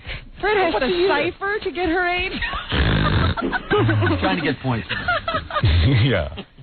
So anyway, Fred's wife goes into the I'm play. not carding her, Robin. My God. So Fred's wife goes into the play, and this little innocent part that should have lasted a week. Wait a minute. Now she's stripping on stage, and guys are feeling her ass. Next thing, they got a part now. They just developed $20 bills. a woman who fillets guys on stage. Wait a minute here. What? Don't you know your own wife's age? Yep, Yes, I sure do. Fred is acting like it's weird. I'd like to turn back time. He's not sure. That he has to calculate it. And So I is his think wife that's still funny. doing that? I got a 42-year-old broad at home. I know that. Here's in a minute. I don't forget it. Oh, man. I never thought in my lifetime I'd be with a 42-year-old You know woman. what? You said something the other day, and I laughed because you're going to experience it. You said something about 49-year-old women. And I said, he's going to experience that. What's he laughing about? Someone told me these old broads are a lot tighter than you think because they don't get that lubricated. So it's pretty good. They say it's almost like being with a... It's actually good again. Yeah, it actually gets good again when it gets real old. Goes full. Yeah, well, you know what? I don't want to be there to find out. Snaps back. I've told my wife, it might come a time that I have to leave you because I don't know that I'm not that mature. I don't want to be with my grandmother. I still feel like a young man. I can't. In fact, it was Jackie's reunion you were talking about, and you said, "Oh, those 49-year-old women can be pretty scary." What are you talking about? I'm almost there. Yeah, I'm getting out of my marriage before then. I know that. My wife better just Do you have realize an it. exit clause? Oh, I sure do. I think about it. I've been with the same woman since I'm 19 years old. 19 years old. You should have thought about it at 19. I had no idea. Wacko. I didn't know. I didn't realize you lived this long. I was sure I'd be dead by the time I was 25. To have it regularly. Yeah, that's what happened. You know, maybe I'll be like Fred and let my wife's age get blurry. Fred might be onto something. It's the best way. Right. Causes no problems, causes you no My pain. wife's 30. Just blur it out. Yeah. I think she's 30. Yeah, 31 maybe. Just get the birth certificate and start erasing it a little. You know, I know she's younger than Gary. There you go. I know she's younger than Gary. Right. So that's Fred, okay? Okay. Now, who else you want to know about? Gary. All right, Gary is my producer. Okay. He looks like a monkey. He's like got a big, thick mustache, and he has huge, giant lips, but his lips don't... The funniest thing about Gary is... You should buy my book, Miss America, by the way. It explains who everyone is. Okay. If it's still... I'm sure it's still in the bookstores. Sure. Okay. All right? And you know what it is? There's a whole chapter on who everyone is. Okay. It was designed for new markets. So there's a whole primer on that. You should read both my books, actually, to get ready for the movie. Yeah, because the first one is like a history of the radio show. Right. And then the second one is like a primer for, you know, who everybody is. Yeah, and then you'll know who all the callers are and all the important players on the show. All right. You know, I was talking to a bunch of guys on the movie yesterday and who had never met me before. Right. And they were saying, like, the way you talk about how fat I am. Right. I mean, I put on a couple of pounds, but they were expecting, like, Michael Bronco to come in. No. You just gotten chubby. Yeah, I've gotten chubby, but I mean, tell people I'm overweight. I'm not obese. So Gary has, like, the funniest feature on Gary is his teeth are so big. In fact, who said it to me? Oh, I know. The woman who plays my wife in the movie, Mary. She says to me, you know, Gary has this habit. He's always running his tongue over his teeth. He's always going like this. She said that to you. She did. She said she always goes like this. I said, you want to know how that happened? I said, that's because Gary's fake teeth are so dry. And his lips can't cover his teeth. Right, they're hanging out. They're hanging outside of his mouth. That he has to wet them down with his tongue every minute. I do have to say, I've known you for 12 years, and you're as amused this morning as you were 12 years ago. Yeah, right. I tell you. That's why you're still here. By the way, this lady on the phone has a great mean laugh, doesn't she? It really cuts through you. Almost as good as Jack. I go, yeah, Gary's teeth hang outside his mouth. You have a great laugh. Hey, thanks. Howard, I think that's one of those things that my husband thought was really cute at the beginning, but now it's like he got tired of it. Like, irritating the daylights out of him. So in Hartford, what were you listening to before we got on the air? Well, it was just like, you know, I hate to say it, but like easy listening music. Yeah, right. And then what happened? Like you were just tuning by the dial one day and you caught us? Yeah, and I thought you were like a screaming riot, so Thanks. I had to stay. Oh, cool. Now, who is Baba Booey, a person or a thing? Let me tell you, Baba Booey is Gary. Oh, Gary's Baba Booey. Now, let me tell you what happened. All right, this is funny. This will really kill you. So, she's picked up on a lot of stuff in that. yeah, well, I realized that people just joined the show, and it really, Miss America is the best book to read for this. Okay. And you should start with the first book, Private Parts, but I guess you can pick that up in paperback. Private Parts is the first one? Yeah, Miss America is my second book. Okay. And it's good for fans because it's really designed for my fans. Okay. Even though people who aren't my fans read it and fell in love with it as well. Okay. Soon to be a motion picture. Okay. Okay. Just had to get that in. Yeah, so here's the deal. Were you aware of this show, by the way, before we got into Hartford? No, I didn't even know what you looked like till a couple of weeks ago when I saw you on E.T. Had you ever heard of me? Like, you've heard of me, right? Well, yeah, like I heard of you, but I never knew what you looked like. And how did you hear me, that I was like the most fined man in America or something? Well, I heard that you like used to work in Hartford, but then they made you leave, and then, you know, you came on somewhere else, and now you were back. Right. But so you just read about him in the Hartford Press? I mean, like all the years that I wasn't on in Hartford stuff, were you even aware of who Howard Stern was? No. No, you see, that's the one thing that concerns me in the movie. I got to get word out to people like this who don't get us on the radio. Oh. Like, you know, or don't get us on TV. There are markets that don't. I've got to, yeah, I want to get out there and say, hey, you know, this is what I'm about. Howard, and you were looking a tad sexy on E.T., I have to tell you. Really? Yeah, your hair was looking very nice. Thank you. Appreciate that. So now let's see Baba Booey now. Okay. That's gross. What is? That burp. That wasn't me. That was Robin. Okay. All right. Nothing that big could come. You know what? I had this woman all turned on, and then I belched and ruined it. I was just thinking, I don't need to be here for this explanation. Yes, you do. Come on. Come on, it's funny. So anyway, it's fun. It's more fun for me to stare at your teeth and gums when I do this. So anyway, fuels you. Gary, even though he thinks he's really smart, yeah, he always, he abuses the English language, and he says funny things.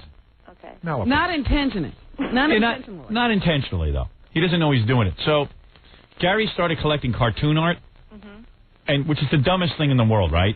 Cartoon art, you know, and he was hanging it in his house. Is he married? Well, he is now, but he wasn't married yet. Okay. And he was at like cartoon, and you have to see his wife's gorgeous because he works on the radio, and he's a complete mismatch. Okay. All right. So anyway, Gary starts collecting cartoon art and thinks it's really going to pay off. Like he's collecting for investment purposes. Yeah, because you go like, he would come in and go, I love Bugs Bunny so much, and I just got a Bugs, and instead, I did an appearance somewhere. Instead of cash, they paid me with a Bugs Bunny sale. I got it in trade. Right. So it was like that kind of stuff. Okay. You know, and it's so faggy, if you don't mind me saying. So, he one time he came in, he goes, Wolf, I got to tell you something. This cartoon art is like putting money in the bank. So, you know, he was convinced that cartoon art was really going to pay off. Okay. All right. So I said to him, what's your favorite what's cartoon? Your next acquisition? Yeah, he goes, my favorite cartoon was always Quicksaw McGraw and Baba Booey. So I said, Baba Booey goes for $100. Yeah, the Baba Booey goes for $100. It's very hard to get a Baba Booey. He goes, Baba Booey. So I go, you're saying Baba Louie the whole right, time. right. Well, so I'm saying to myself, I used to watch that cartoon. The goddamn name of the rat that was in that hat and the sombrero is Baba Louie. But even during the conversation, you were saying Baba Louie, and he kept saying Baba Booey. And it didn't ring right, but he kept going, Baba Booey, Baba Booey. And finally you said, what are you calling him? Yeah, I said, what are you calling him? It's Baba Louie. He goes, no, it's not. I know cartoons. It's Baba Booey. Baba Booey. So with that, we proved to him that it's Baba Louie, and he goes, oh, big deal, I made a mistake. So then we started calling him Baba Booey that morning. And he goes, you know what? I know you guys are going to just, call me Baba Booey for the day, and then it's going to get real tired and real old, and then it'll stop. And then a month later, I was walking down 73rd Street, and a truck driver went, Baba Booey! Yeah. And we never have stopped calling him Baba Booey since. And then the word Baba Booey started to mutate. It became Fa-Fa Fooey, Gaga Gooey, Flop Flop Flowly. And there's a million of them. Play a couple of tapes of different Gary names, Fred. Mama Monkey, Rara Retard. Yeah, I don't know that. Well, actually, give them to me, Fred, because she can't hear him. Yeah, Sasa Smelly. Yeah, give them to me, because I can play them. Here, so here's some of the variations of Gary's name. Okay. I'll give them to you right now. But you really got to read Miss America. Okay. Right here. Kakakuli. All right, that's Kakakuli. Okay. Kakakuli. Kakakuli.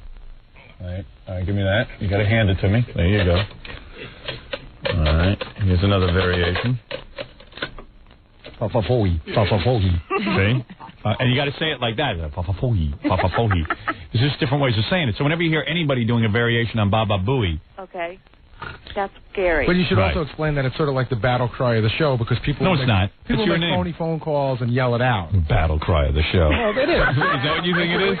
What does it mean when somebody yells, when Captain Jennings calls Larry King and yells Baba Booey? What does it mean? We're goofing on you. It means Gary. No, it means, Gary? yeah, it means we're goofing on Gary. That's what it means. What do you mean Baba battle cry?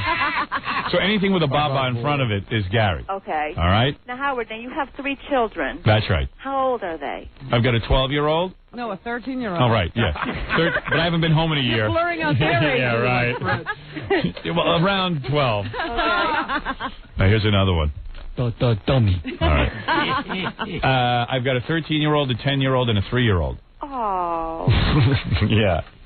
Now, I'm father of the year. Now, who's Ralph? Oh, Ralph is a guy I know who does like hair and makeup and and clothes and all that And stuff. generally He's a hangs out. And just hangs Ralph out. Gay? He's not gay. He's like my Kato Kalin. Oh, okay. Yeah. Like he just hangs around. He really is Kato. Like if I was single, okay, like if I got a divorce, Yep. I would like get in a bachelor pad and Ralph would just. Has he ever asked to live in your pool house? He said he'd like to. Uh-huh. Really, I have a pool house, just like Kato, and Ralph would live there. He's not gay, but he acts like a fag. He does. He acts gay. He likes to plant that seed in people's minds until they think he's really gay, then he gets mad. He doesn't. He's not uptight about it, but he's, as far as I can tell, he's not gay. Although he was molested by a priest. No. Yeah, when he was a little kid. Oh, Ralph. Yeah. Oh, Ralph. And Jackie is Jackie. Robin, I think you figured out who Robin is. Yep. And Now, is Jackie like obnoxious in person? Yes. Yes. Yes. Okay. All right. And his drinking makes him more belligerent. Gary, you going to clear that voice at all? I did. It's clear. I'm all set. You are not clear right now. Perfect. Hello. He doesn't hear it. There's still something on those vocal cords. Yeah, he doesn't even know when he's got crap on his vocal cords because he's flop flop flowly. So does it help you now? Now you got the show, ma'am? Yes, I got it. That's great. Yeah. What do you look like? Are you hot? Well, I mean, I wouldn't make you yak up a lung or anything. Right, but you're okay. I'm okay. And how old are you? 31. Or 30? What? Nothing. And you 31's and you not married? old. Yes, for 2 years. And you got kids? No kids. I'm a nanny, though. You're a nanny? Yeah, for my job. You're a white nanny? Yeah. Why, How do do you you- find that unusual? Yeah, it's very hard to find. A white nanny? It's very hard to find white people to raise their children. Nannies aren't hard to find. It's white nannies. Are you a fatso? No. Nice body? Pretty decent. No. How tall and how much do you weigh? 5'8" and 3/4, Nice height. and I weigh 129. Oh, you got a good body. What's your measurement? I don't know. On the top measurement. What's your bra? Like a 36B? B. Yeah. What? That's real, Howard. This is Yeah, real life. Howard. I hate real breasts. Every woman should get breast implants at 10. No. And grow into them. You sound like you're built like Fred. He's a B cup and he's 5'8". and he weighs 129. I'm a little taller, though. Are you? All right, we got to go. Thank you very All right, much. thank you. Bye-bye. That's Cheryl, who listens to us on WCCC in the great Hartford. Well, it was a pleasure talking to you. Pleasure, Cheryl. Thanks. Bye-bye. That's Cheryl. All right, I'll get to Jasmine next. I got to take a break though here, Baba Booey, and we'll be back right after these words. We'll be back with the Howard Stern Show. Don't go away. 97.1 The Eagle. 7:39 at the Eagle. This is Brad Baxter. It's 7:42 at 97.1 The Eagle. Connie Chung and Emery King. Two TV news people at their best. Good morning. President Reagan is thinking about changing his itinerary for his trip to Asia next month, and that might include cancellation of his visit to the Philippines. Emery King is at the White House this morning. Emery, has the White House more or less set the stage to scrap the trip? Hey, how do I know, Connie? Oh, my God.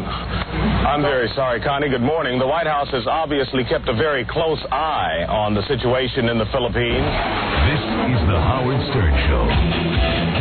Yeah. Hey. How's that, man? Who is that? Eyes. Ice? I-E-Y-E-S. Eyes. That's nice guitar work. So many talented musicians out there that I say, why bother learning how to play the guitar? So many good ones out there already. Probably impossible to become a big rock star. Anyway, Jasmine St. Clair is here. She is a remarkable woman. First of all, she's a beautiful woman. Look at her pictures. Look at that, Robin. Look at the beautiful Jasmine St. Clair. That's her? That is her. And as you know, she came to us months ago because she was appearing in the movie The World's Biggest Gangbang 2, the sequel to The World's Biggest Gangbang. As you know, there was a very lovely Oriental girl who took on over... Yes, she was the star of The World's Biggest Gangbang. Yes. The first one, right? Yeah, the Oriental girl, and she took on 100-some-odd men. And Jasmine St. Clair, she wanted to break the record. Yeah, she wanted to break the record, so she needed a whole bunch of guys to go down and have sex with her. So here she is. We helped provide them. And we helped provide them. They got them from our audience. Here is Jasmine St. Clair. Hey, honey, you're looking good. Let me see what you're wearing. There's a little gold dress and big giant breasts. I can't hear you, sweetheart. I have a present for you today. A T-shirt. The World's Biggest Gangbang 2, the sequel. Where do you wear that? Be wearing that. I'll be wearing that around the house for the kids. Sure. I brought you one of these as well. Oh, that's nice. Yeah, that's what I was just looking at. Your little flyer for The World's Biggest Gangbang. You must be proud. Your movie's about to hit the streets in what? When is it coming out? It comes out no sooner than October right now. That's the release date. Oh, it's not out yet. No, it's not out yet. It won't come out till October. I do have other movies out though. You do. But I see you can pre-order this video. We'll give it a 1-800 number if any of our fans want to pre-order The World's Biggest Gangbang 2. Howard, there was some guy that called into your show the day after my gangbang. Mm-hmm. I'd like to clear something up now. He was never at the gangbang. If you look closely at the back of that flyer I gave you, there weren't beds and pillows. It was a Polynesian team tiki set, and I was wearing a long gold gown. I wasn't wearing a short red dress that I stripped out of. So you think the guy was making it up? I don't know which gangbang he was at. Right. The one in his dreams. How many guys did you end up doing that day, Jasmine? To be honest with you, Howard, I lost track after about... Yes. Like 90-something. After 90 guys, were you actually keeping a head count, so to speak, in your mind? I was really trying to. I was trying to do that countdown, but it couldn't happen. Was it pleasurable for you, or was it very painful? In all honesty, it wasn't that pleasurable at all. Right. Yeah, it wasn't any fun, huh? Like maybe the first 2 or 3. The first guy was really good looking. There were some really cute guys there, I'll say that much. Right. The first guy was cute. The last guy was cute, and a few in between. I had 3 guys thrown out. Now, why would 3? What criteria? Now, in other words, each guy who was selected. Because you weren't too discriminating. I mean, I was when it came to the actual date. Your hair looks very nice, by the way. Oh, thank you. So what you're saying is, like, beforehand... Thank you. Did you hear what you just said? My hair looks nice. I'm sorry. We have to stop for your hair. I got a compliment. Yeah, I think Howard is a babe, but anyway. Let me tell you something, baby. With all due respect, I know you're married, Howard, but if you... I am not married. You're not? No, I am getting a divorce. I am divorced, yes. I have to give you my phone number, Howard. Please. I want you so bad. You don't understand. Really? I do. Oh. You were totally my type. My first boyfriend looks like you, Damien. I mean, he was the perfect guy. He looked exactly like you. Come over here for a second. Let me see if I can. Let me see how we look together as a couple. Can I take my clothes off? Yeah, please. Oh, yeah, step over here. Could you please take that stupid dress off so I can see how we look together as a couple? How tall are you? 5'7". I want to thank Colleen, my hair woman at the movie. She's been getting tons of compliments. They colored my hair. I look like $1 million. What is that, baby? I love guys with jeans and black sneakers. Well, that's what I have. Wow. I love what you have on. Nothing. You know, you're my type. You have a vagina. Come here. How do we look together, Robin, as a couple? Well, you look gorgeous together. Do you really? Now, give me a little hug. Let me see if I like you as a girlfriend. Huh? Turns out I like you. Oh, yeah. He touched me. Oh, my God. Oh, you're damn right I did. All right, go over there. Being a slut. Go ahead. And I like that. Stop being a slut, you slut. No. I told you to stop being a slut. But, yeah, wow, are you tan? Isn't that great? Is that your natural She's color? like a black woman. She's so tan. You are almost negroid. Do you know that? You are. She's like a black woman. She's darker than you, Robin. I see that. I am. Do you have any Negroes in your family? No, I haven't tanned in like a month now. You have no tan lines. Beautiful girl. Like your hair, by the way. Did Colleen work on your hair? No. Richard worked on my Richard? hair. Well, he did a good Fanny job. Pirate. Let's see. All right, anyway, so let's get back to your fascinating story. Let's get back to gangbang. Okay, there were certain criteria. Now, when you say you want to date me, though, I don't understand something. Is that because I'm on the radio and I have a powerful... nothing like that. No, it has nothing to do with it. I like So he people could for just who they give this are. all up and give all of his money to his wife. And you would still be with me? Of course. You would? I once dated You a would guy who support still lived him. at home with his parents. He had a lot of money at one point. Right. And something happened that was very unfortunate. And I still went out with the guy because I liked what he had inside of his...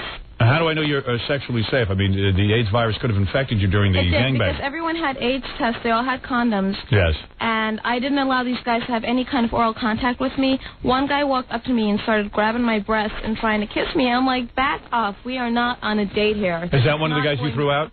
Yeah. So the guy's offense was that during the gangbang, he tried to kiss you. He tried to have oral contact, which is not allowed. And then another guy tried sticking... He tried to use his finger on you? And they weren't allowed to do that either. Mm-hmm. He could be with you. And if a man tried to use his hand or anything like that, he would be thrown out. And this one guy tried to kiss you. He did it to try to... I mean, the guy just grabbed me so hard in my chest, I felt like I was about to have an accident, like it would burst. Like your breast implant would burst. Yeah, Yes. and I got very scared. Right. So you had one guy thrown out for grabbing your chest and kissing you, another guy for trying to use his finger on you, and then what was the third guy thrown out for? He was thrown out for just talking really bad stuff about me to the press because I didn't want to touch him because he was picking his nose and eating it. The guy, let me understand something. The guy came up to have sex with you for the movie, He was and he standing began to pick aside, picking his nose and eating it. He was standing aside over there. I'm Wow. like, there's a time and a place for everything, and this is not the time. I don't even know that there's a time and a place for eating your own boogers. I don't even know that there is a time and He place. could have done it in the bathroom. But, I mean, I just don't think it's appropriate to kiss in a film. If you've seen my movies, I don't kiss the guys I work with because kissing is too intimate. That's what you do with your boyfriend. So in other words, you would kiss me as your boyfriend. I would. Yeah, we would have soul kissing and really. Now, well, let me ask you something. But I'm a little nervous to make love to a porn star, and I'll tell you why. I would think that you've had so many men, and you've had so much experience that I would bore you. No, I mean, that's not the case. When is the last time you had sex? When is the last time you had sex with a guy for pleasure? 2 weeks ago. All right. And I do not compare these guys to the guys in the film. To be honest with you, Howard, and I'm saying this, I don't care if my coworkers hear it because I'm an honest, down-to-earth person. What happens on camera, I never remember. These guys are nothing to write home about. I'll tell you that right now. What is something to write home about is what happens off camera. Romance. Actually making love, romance, holding the guy holding the girl, caressing her, and doing everything. Is it hard for you to find a boyfriend because guys are nervous around a porn star? No, it's not that. It's just there are just certain qualities in men that I look for, and I just can't find that. I mean, I would like to have a boyfriend, but the thing is, it's just a lot of guys get the wrong idea about porn stars, and they think, oh, wow, I'm going to get laid, I'm going to get some. And that's not the case. You know, there's more to it. Do you prefer huge genitals? I mean, you must be somewhat spoiled. It makes no difference? Not all those guys have huge genitals, but it just doesn't make a difference to me anymore. Really? Oh, I would like to be your boyfriend. I'll be honest with you. Oh, thank you. And now that my wife died, I can date you. She's not died. Oh, she's going to be dead. You're divorcing her. She's dying. My wife has ovarian cancer. My wife has ovarian cancer. Oh, I'm sorry to hear. Yeah, she's had ovarian cancer for over a year. She'll be dead in about 6 weeks. If the doctor's right about anything. You're not letting her get treated? No, because there's really nothing they can do. I mean, she would be in a lot of pain. She has cancer of the ovarian. I'm very sorry to hear And she's a wonderful woman. I loved her, but now I got to find a mother for my children and someone who can take care of me. You're so and ridiculous. that would be you. I take care of you, Midget. You're damn right, on You'd all be fours. a good mother? Who cares? Let the kids go to boarding school. Before. Did you? Yeah. It's the same deal. Kids like you? I don't even care. I'm sending them to boarding school. We care less. We need the house free to just You're never romp around. going to see Yeah, them. then we'll just flop around in the house naked. Yeah, do you like hot tubs? Yeah. I got 5. Only if you're in it. No, I'll be there. Don't worry about it, baby. You just wait for me. You know what? I wanted to invite everyone down here this week to Wiggles in Queens because I'll be there this week too. Oh, you're going to be at Wiggles in Queens? Yeah, and the owner of the club, Vinny, has personally told me that if you guys wanted to come down, he'd supply you with a limousine and champagne. Really? And I would be more than happy to give you guys my movies and come up there. Well, Jasmine will be at Wiggles in Rego Park, Queens, Tuesday through Saturday. That'll be nice. Jasmine St. Clair is also in the world's biggest gangbang 2, which is not ready for general release until October. That's October. right. So I will see some of my listeners in that, won't I? I don't know. Well, some of them got in. I know that. Well, she says the guy who came here wasn't in it. Oh, he wasn't? But there was other guys who went down there. I don't know because, to be honest with you, Howard, Mm-hmm. after the first 7 or 8, they just start to look the same. Now, Jasmine, you're a bright girl. What is your future going to be? Are you going to law school? That's what I heard. That's what my future is going to be. I would like to go to law school. That's what I'd like to do. I'd like to try and get the money up to buy a medical supply company right now. It's $60,000. Well, wait a second. As a porn star, and certainly taking on, what was it, 300? 300 guys. Didn't that get you 60,000? Didn't you make 60,000? It did, but I did something else with the money, too. What did you do with that? I put some away into some bonds. Oh, you did? Yeah. Well, that's good. To lock it up for 3 years. That way, if the stock market goes down this year, in the next 2 years, it should go back up to what it is. I see. So you've invested some of your porno money. And I'd like to also buy some investment property and have that money as well as income, so I really wouldn't have to do this. Now, what about law school, though? Why not put the money into law school? That would be a good investment. Now, what law school? Have you gotten into law school? UCLA is the one right now. They've accepted you? It's been accepted, but the thing is, I cannot go this September. I really can't go. I'm having some problems right now financially because I just want to have the money, like I said, as income. Why don't your parents pay for the college? Well, if their parents could do anything, do you think she'd be doing porn? No, that's not true. The truth of the matter is they want me to stay back in New York and do things their way. And that's I've got to tell you the story. I had sex with a guy that night, and he woke up the next morning. Now, first thing, when a guy comes into my house, I show him where the door is. Right. That way, if there's a problem, he knows where it is to get the hell out of my house. Right. Excuse my French. So... Was that French? No, it's what do American. I know? I hate French. Go ahead. Yes. So he came over and we did the wild thing. And the next day he was walking around my living room and he saw the trophy I received for it. Yes. He's like, wait a second, wasn't this yesterday? I'm like, yeah. Mm-hmm. Does this make me 302? It sure does. Was it good sex? Weren't you inflamed down there? I was a little bit inflamed, but I just had to. Can I see you naked again? I want to look at your genitals. There must be something inflamed down there. Let me see. Stand up for a second. I got to check you off. You're going to be my girlfriend. Let me see. Well, it looks normal down there to me. No different than anybody else's. You should have seen it the day after, though. No, guys still say I'm really tight. Really? I was with, yeah. Really? Yeah. Well, you must have been with Pinocchio. No. Now, that's rather exciting news. Now, what about farm animals? Would you ever do that? No, I will never do farm animals. That is where you draw the line. That is where I draw the line in bestiality. I'm glad to hear that. I'll do you, though. What a prude. You would do me. Of course. In a minute. Man, I could be having some fun. Let me tell you something. If you weren't married and there were no cameras there, or I don't care about the cameras. Yeah, I'm not married. Your genitals would be out of your pants right now, Howard. Really? I swear on my life. It's true. I hope it is. It is. Oh, I'm not married. So pull it out. I don't have anything to pull out. I don't care. Fully. He's so adorable. I'm so sorry. I am? Yeah. Oh, baby. Want to get spanked? Yeah. You like that? Only when my ear's getting pulled. I am still stuck back there at her parents want her to do things her way. No, their way. What is their way? I'm an only child. Like maybe limit yourself to about 100 guys on a date. No, limit yourself to... No, not even date. They know you're doing this stuff? They want you to be a nun? They found out? They don't want me to date anyone at all.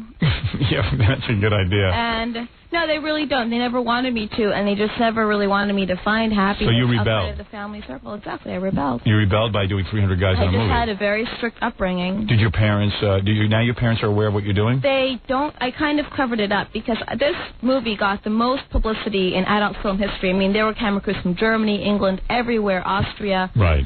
And you did 300 guys in one day. Yeah, I mean, it's a pretty major deal. I'm just I would starting to realize that now, by the way. I would say you went down in porno history. But go ahead, yeah. So, not literally, no. Right. So your parents never knew what you did before? No, so what happened was my aunt got a copy of the Daily Sport, a British newspaper. Yes.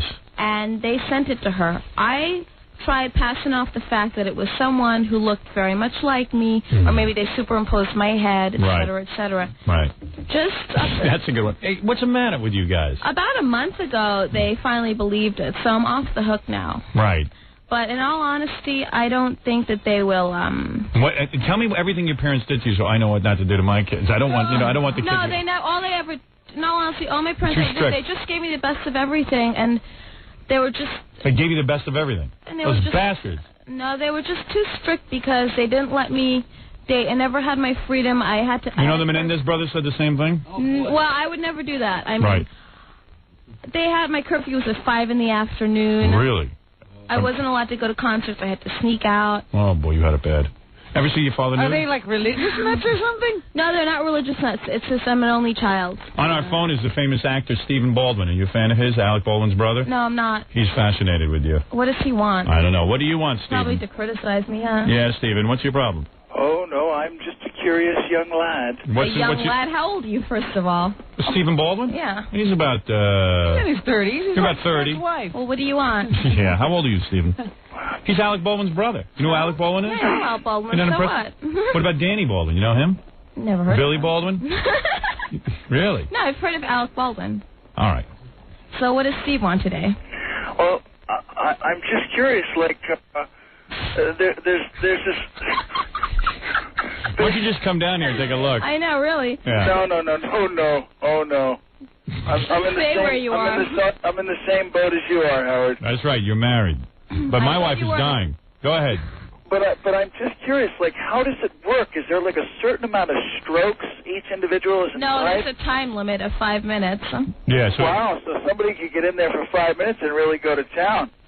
Well, not really. I mean, it's nothing to write home about. Let's get that straight right now, okay? And don't be vile, Stephen. yeah, really. vile? Listen, why don't you just go buy the movie when it comes out? Stephen, not everyone is as talented as you. Yeah.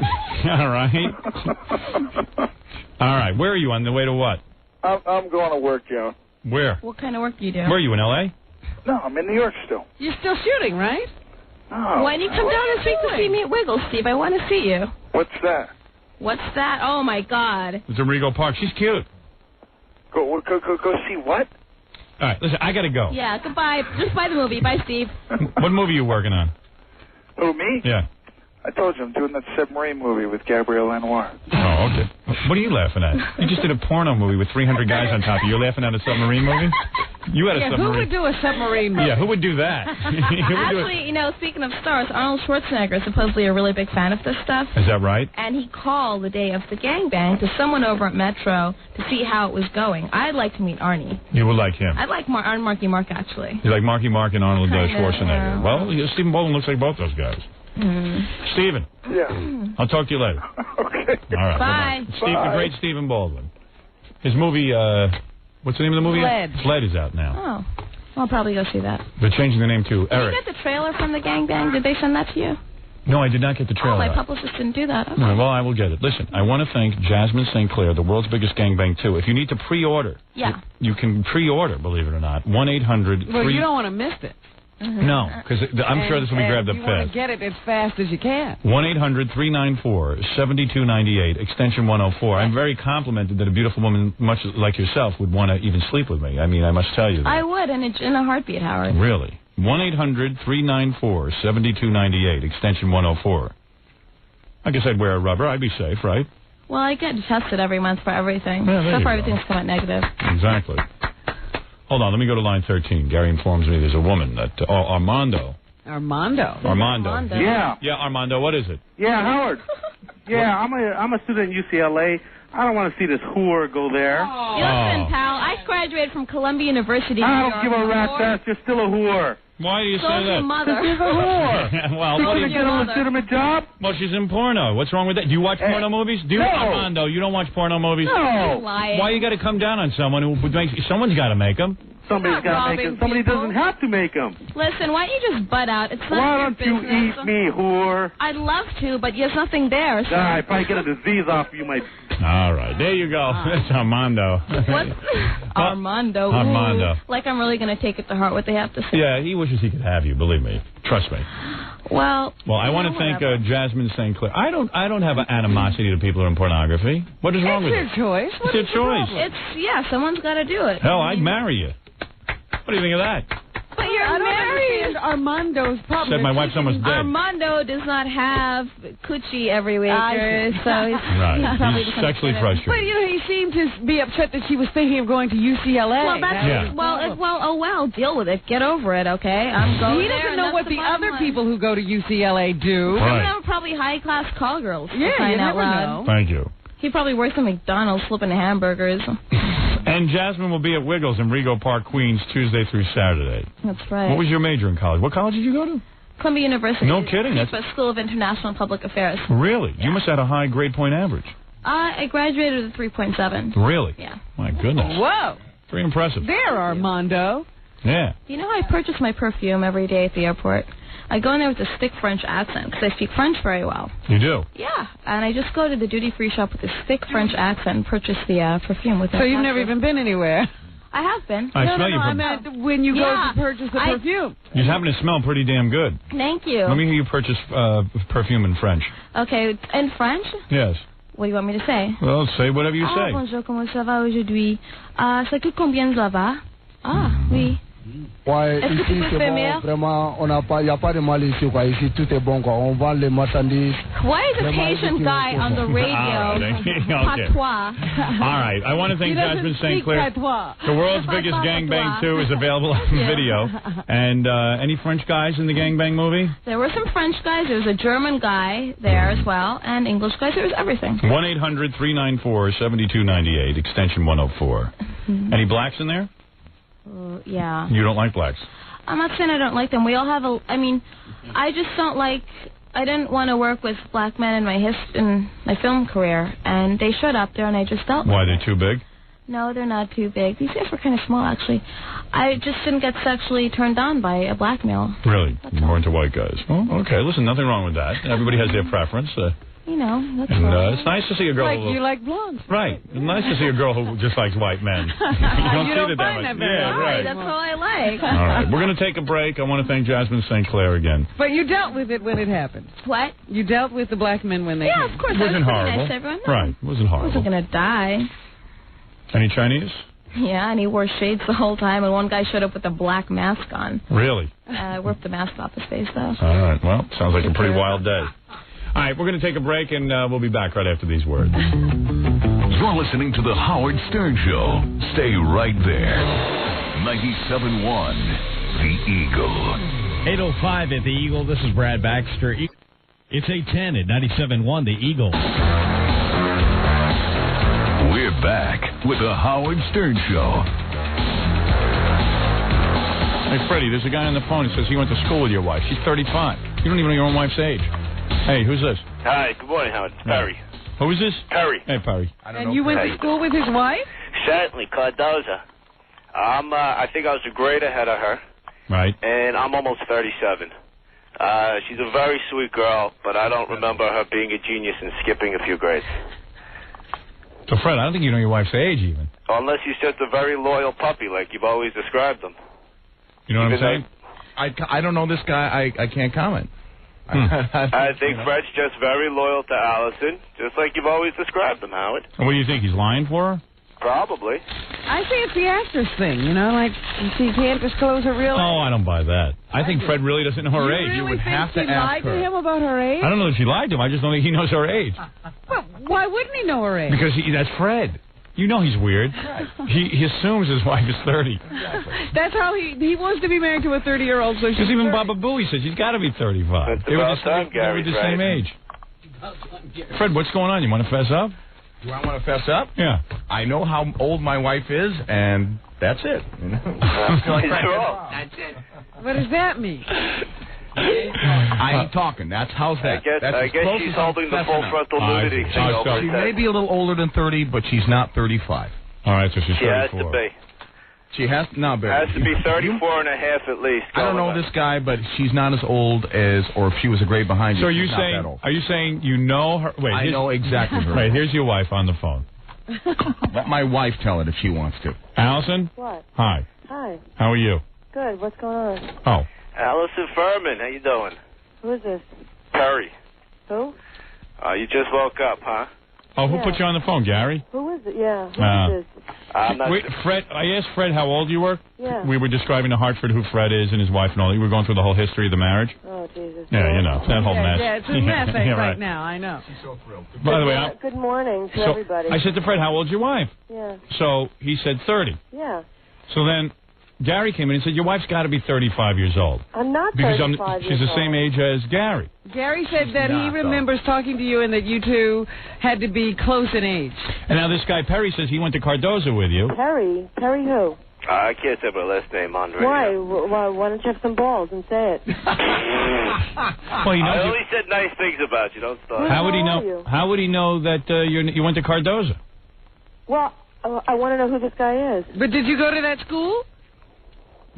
I'm taking the fifth. Goodbye. Oh, boy. Fred and the wife are so strange. What is going on? Where was your wife? She hung up? She hung up. So she's taking the fifth? She's taking the fifth. O.J. Norris. I'm 41, by the way, so everybody knows. I know my age. You do know your No one cares how old you are. Jackie's 50, so. Wait, hello? Oh, now I lost Perry. Perry, too? Yeah. There you go. Hot bed of controversy. Man. Don't they crack you up, the two? Why are they taking the fifth on this? I told you it's the actress thing. Oh, all right. Interesting. I don't know Fred to lie to me before. That's very... Well, let's put it this way. There are reasons. All right. Oh, my God. I want to go home and be able to face my wife. All right, so she's 31 to me. She looks young. He can't say her age for fear that he won't be able to get into his own house. There you go. She could change the locks. I'm still here. I'm stuck on a movie set all day. All She right. could call a locksmith. Whatever. Oh, my God. What's the difference how old someone is? I agree, but everybody has their sensitivities. Mm-hmm. Jesus, Fred. Even Jackie likes How it. did you get into this? Yeah, what happened to you? I don't know. At least I don't have to buy a recording studio for my wife. That's one good thing. Jackie. Stay tuned. Yeah. We'll see. Not yet. Now, she has no singing ability. All right. Careful. That's a lock changer. People call and ask. I shouldn't even give publicity to that A&E biography because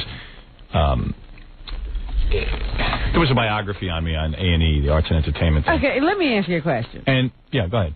Does it give you a little bit of a thrill that A&E is doing a biography? No, because not from the standpoint of what it actually does. No, because but just the idea that somebody would want to. Yeah, I mean that's exciting, I guess, on some level. But I've had a lot of excitement in my life, so I don't need that excitement. But the coolest thing about it was that guy from Mission Impossible had to sit there and... That's what I thought. I said, Peter Graves is saying your name. Yeah, and, has to treat me seriously. And, I mean, it's just that... what happened was A&E had contacted me a year ago, said they're doing a biography. Can they have access to all my tapes, all my friends, all my this? And I said, no. I said, I'm not interested in it. I really would rather you guys didn't do it because you're going to do a lame job. And then I get pinned with putting on a lame TV show when I have nothing to do with it. And it wasn't particularly interesting. It was somewhat complimentary, but they also interviewed a lot of people who really have no idea what they're talking about in my life. I mean, the point is... And that didn't seem to stop them from sounding authoritative. It was rather bizarre. It was rather bizarre because... I was listening, I said, I can't remember having conversations with Howard about that. How does this guy know? Number one, they interviewed Dwight Douglas, right, who was a radio consultant, who got me, who was very nice to me in my career, and got me my job in Washington. He's the one who told me not to take the job in Detroit. Now he's telling me he put me in Detroit. He didn't. I applied for that job on my own. Dwight didn't want me to work there. I mean, so it was just like a lot of people who hardly knew me. The guy from my high school hardly knew me. That guy, Jeff. I mean, I was barely friends with this guy. I used to see him. He was like a coworker, like a guy I see here at work. Sure, somebody you say hi to in the hall. He didn't know my wife. He's commenting on my wife. And it's just like, and not that he say anything bad. It was fine. Yeah. It was fine. It's just that I had asked all my friends not to participate, so therefore you get a lot of peripheral people in my life who have no clue who I am. If I'm ever going to do a biography on myself, which I did in my book, I'm going to do in my movie, you're going to learn the truth, and you're also going to hear it from the horse's mouth. I've always been very honest. Well, a lot of critics pointed that out, too, that you already do this. The biography. Nobody could reveal anything about you. You've already done it. Critics have said, if you tune in my show for 10 minutes, you'll know more about me than any biography. Yeah. So, you know, what am I to say? Yeah, it's complimentary on one level that I'm even considered for a biography, if you will. But haven't they done them on Anna Nicole Smith and well, stuff? They have done Soupy Sales. Yeah, okay. So, there you go. All right? So who would be that complimented? They've done Pamela Lee. I also didn't like the way they used my name. They also took... They very rarely take out ads. Yeah. To advertise, to promote that show. And because they were doing you, they were all over the place. And they also bought... They also just took tapes that don't belong to them, tapes of my father, and just took them from the radio show and assumed that they could play them. They also took E-footage, which we own, which E owns, and they never asked permission. And it's obnoxious. What can I tell you? And... You know, I'm also going to go after them for that because I don't like it. I mean, really, I said no. They asked me if they could have tapes. I said no, and they just used them anyway. So why ask me? What are you asking me for? I don't know. Just a grouchy bastard. I got it wasn't that it was all negative. It's just that I don't want anybody making a biography of me. I'll make my own goddamn biography. And also, it's like I don't want people to put me on front page of this. I'm trying to lay low till the movie comes out. And they're busy. But I have to say, the Daily News used a beautiful picture. They're great. Yeah, that's the one time they did. You're always griping about your picture. Daily News owns every bad picture of me and just continues to publish them. The New York Times, and then there was another run of bad pictures. New York Times had a picture of me. I looked like a mass murderer. Well, there were some pretty bad ones. But man, oh man. The one reason I don't want a biography is I don't want to look back on all those old looks. Yeah, right. Yeah, it's pretty frightening. Oof. Anyway, you want to do Caller of the Week? Yes. Okay, we haven't done that feature in a while. Something that makes us feel better. All right, we're about 3 weeks behind, so we got to get into it. This is Caller of the Week. What week are we doing? I think this is a month ago. And now it's time for the Academy Awards of Phone Callers, where listeners from the audience are rewarded with valuable prizes just for being smart enough to dial a telephone. All right. Well, I guess this is from the week that Morton Downey Jr. Had cancer. We found out about that. This is someone called in, I think, to yell at us or something about betting on Morton Downey Jr.'s cancer. Is Mort still alive? Yes, unfortunately. All right. We're all going to lose that bet. Well, he's angry at us now. I'm sorry to hear you have cancer and everything, but we're just trying to make a little money. I know you're trying to make money, but it's not actually, funny to have. No, it's not at all. We agree with you 100%. I know, but then why are you doing it? We got carried away. Yeah, but I mean, it's kind of pissing me off. I bet you're pissing off a lot of other people. Yeah, that's the problem with this show. We get carried away, we piss everyone off. I know, but the thing is... You see my wife, she's always pissed off at this show. Yeah, but I mean, my wife left me because of this. You're kidding? No. Well, you should be pissed off at your wife, not me. I'm pissed off at my wife. Yeah, right, me too. That's not right. That's what, you put in all this time with these women, and then when you get sick, they leave. I hate them. They're all pigs. Right. Thank you. Well, not you, Robin. Yeah, not you. You're not a woman. I'm not a woman. I'm a eunuch. Right. Well, I don't get Where is she? She took off with another guy? No, I had testicular cancer. Oh, boy. Oh, well, no wonder she left. I had one testicle removed. Oh, that's no big deal. Yeah. Oh, you still got another one. Yeah, I know, but I mean... It's not like you're dying or something. Well, that's just it. It's spread to my lymph nodes, and it doesn't look very promising. Great. Another listener one. Oh, great. Eat in my face, right? No, I mean, great. I'm losing a listener. Why couldn't it be one of Rick D's listeners? You got to go ahead and chew your food right in front of me, right? I mean, you got to piss me off completely. He's not even concerned. You think he could stop eating. I didn't do it to piss you up. I was hungry. Unbelievable. I mean, that's how callous you are sometimes. It just gets me so I know. I'm a really bad person. I've been telling you that. And you're laughing about it. Yeah, I'm a bad person. I don't get it. I don't either. To the show. I'm a faithful listener. You go ahead and you piss me off. Listen to CBS FM. What can I tell you? Oldies. Yeah, oldies. You know what? Cousin Brucey's a great guy. He never says anything to piss on you. More compassionate. I am more compassionate. I'm telling you, your wife was a loser, and she wasn't a loser. She was a good woman. She's a loser. She left you.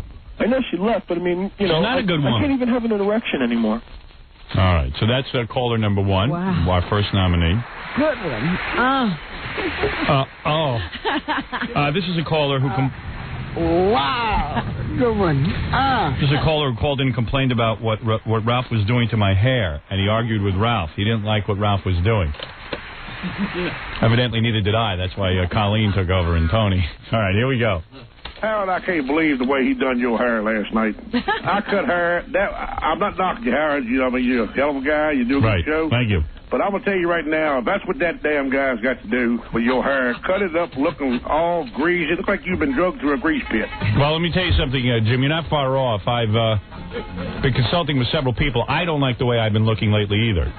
You're right. I do not like the way I've been looking. What's the thing? He cut your hair around there, and it was all scraggly looking, hanging off. I had the hair like you Ralph, why are you calling him a hick? I don't look good. You know what it is? My hair was real long. I looked good. And this new hairstyle where it's like up around my shoulders. Yeah. It isn't good. No, you said you wanted it that way. I did, but you shouldn't let me do it. I like it like that. I got me so bad after that half a fag, I could give him a slap. I know, you're right. I'm so pitiful, man, right there. You stupid redneck. You got your profile. Shut up, Ralph. No. He's redneck. You guys right, you know what it is? I'm redneck, and I'm proud of it, but you're probably all fag. You're probably all fag. You probably run over non-white. Ralph, is this where you fight with one of the listeners? Please, spare me. How are you going to talk, you have a fag? I'll fly up there and give you a hell of a slap. Right. Right across your lip, or right across your CS. You know what that is, don't you? No, I don't. Yeah, I don't know gay lingo like you. All right, Ralph, you can leave. You're annoying me. Jesus Christ. Ooh, he was good, too. Yeah, that guy was great. I wonder who's going to win Caller of the Week. What is your CS?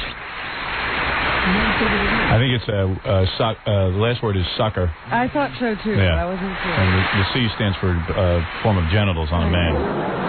That was my guess. All right, our next nominee is Ian the Drunk. He's been on the show before. He argues with me about my comments on obsessive-compulsive disorder. This is Ian the Drunk, our next nominee for Caller of the Week. Yes, Drunk, what do you want?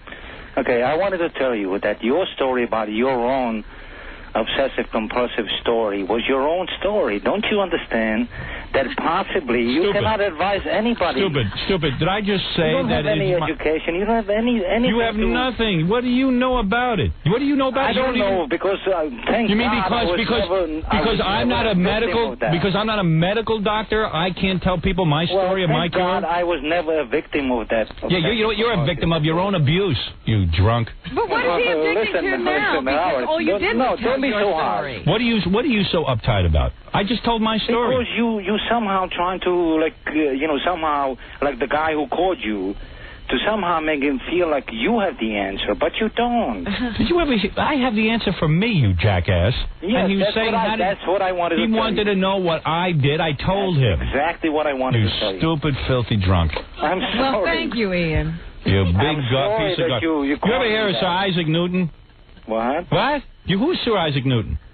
Sir Isaac Newton was one of the best inventors that ever lived. What did he invent? A couple of laws.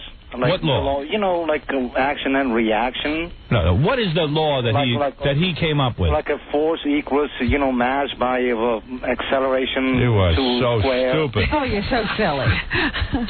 Well, that was his silly question. I'm answering Sir Isaac Newton.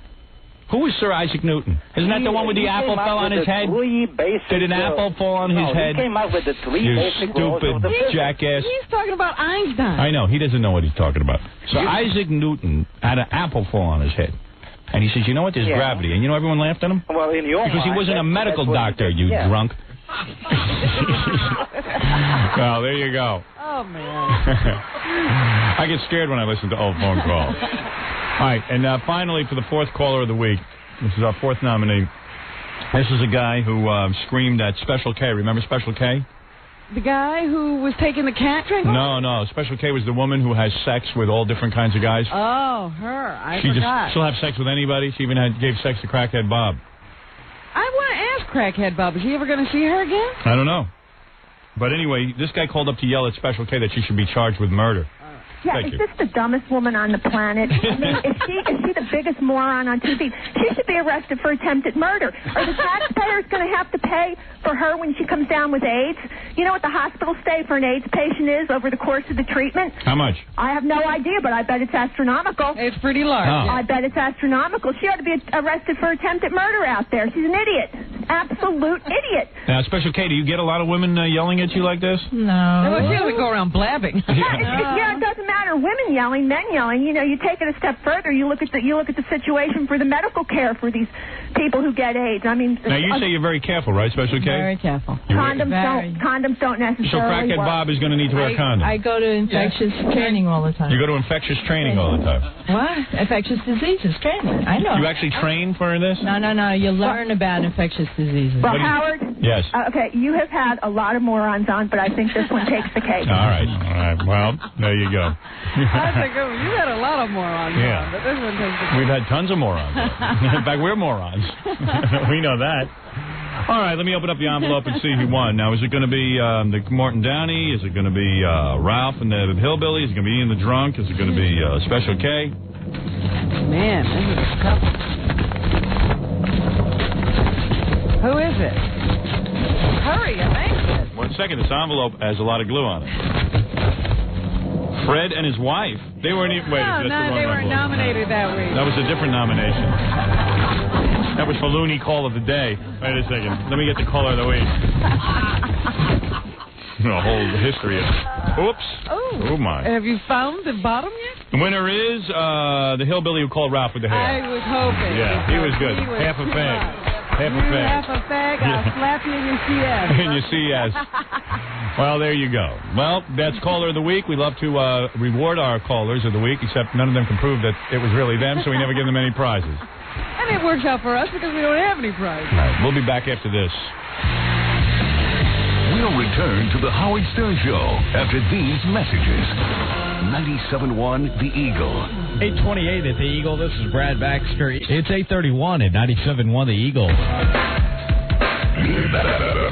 The Howard Stern Show. Hey, Gary, get Crackhead Bob on the phone. Crackhead, where are you? I don't think he's awake yet. Yeah. Where are you? What? Now I can hear you. Where are you? Oh, I was sleeping. No, well, come here. Talk into the microphone. I mean, talk into the telephone. Yeah. All right. Hey, Bob, what's up? What's going on? I'm selling. Okay. Is Crackhead Bob kind of clear right now? He just said, what's going on? Yeah. Yeah, he has no idea. This isn't Crackhead Bob. Is this Crackhead Bob? No. Yeah. No, it's not. No. Wait a minute. Who is it? Is this Crackhead Bob? Bob Harvey. Bob No, Harvey. it's not. No, it's Crackhead Bob. Yeah. He sounded a little clear for a second. Yeah, he's much too clear. That'd be great.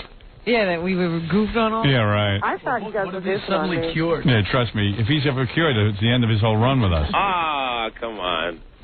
Hey, Crackhead. Okay. What? No, that's not him. It is him. We do know better than you. Crackhead, this girl wants to go out with you, and she's a model. Model? Yeah. I'm standing here completely naked, too. You're naked? I'm naked right now. Oh. She wants to go out with you, man. Okay. You want to come down here Friday, and I'll get her down here? Tomorrow? No, Friday. Tomorrow. Tomorrow. No, not tomorrow. Friday.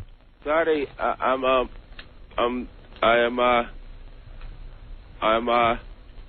throwing. What?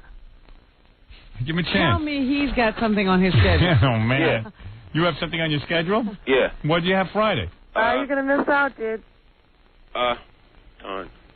Darn. What do you have to do? Going down to Florida. Oh, Florida. You're taking the kids to Disney World? Yeah. That's right. That was on the other show. Yeah, when are you going to be did. back? When you come back? Well, when are you leaving? Friday? Yeah. So what about, what's Thursday. today? What is today? I don't know. So what about Tuesday. tomorrow? Tomorrow? It's Wednesday. Tomorrow's my birthday. I Today's can't. Tuesday, yeah. Well, what about Thursday? Thursday's all right. Yeah, what about Thursday, Crackhead? Okay. All right. Before you go to Florida. Yeah. You want to meet her? Oh, yeah. She says she's really hot. Okay. How much you weigh, honey? 114. I was talking to Crackhead Bob. You weigh 114? How tall are you? 5'4.5". Really? Uh-huh. And you got big cans? Yeah. What size cups? CB, depends on what type of the month it is. CD? CB. That's a B. Yeah. They're C now. And you got a nice looking face? Yeah. I do have a pretty face. And she's Green into, eyes, blonde hair. And she's into guys with afflictions, Crackhead. What? She's into guys with afflictions, like midgets and guys Burn with... victims. Burn victims. You appeal to her. Is that it? Yeah. Oh. Well, what do you expect? No. Why don't you two kids get to know each other? Why don't you have a little conversation? I'll butt out. All right, go ahead. Okay. So, you don't have a job, do you? No. But you get your disability checks? Yeah. So I own my own business. Okay. And I need somebody that can, equally financially, hang out.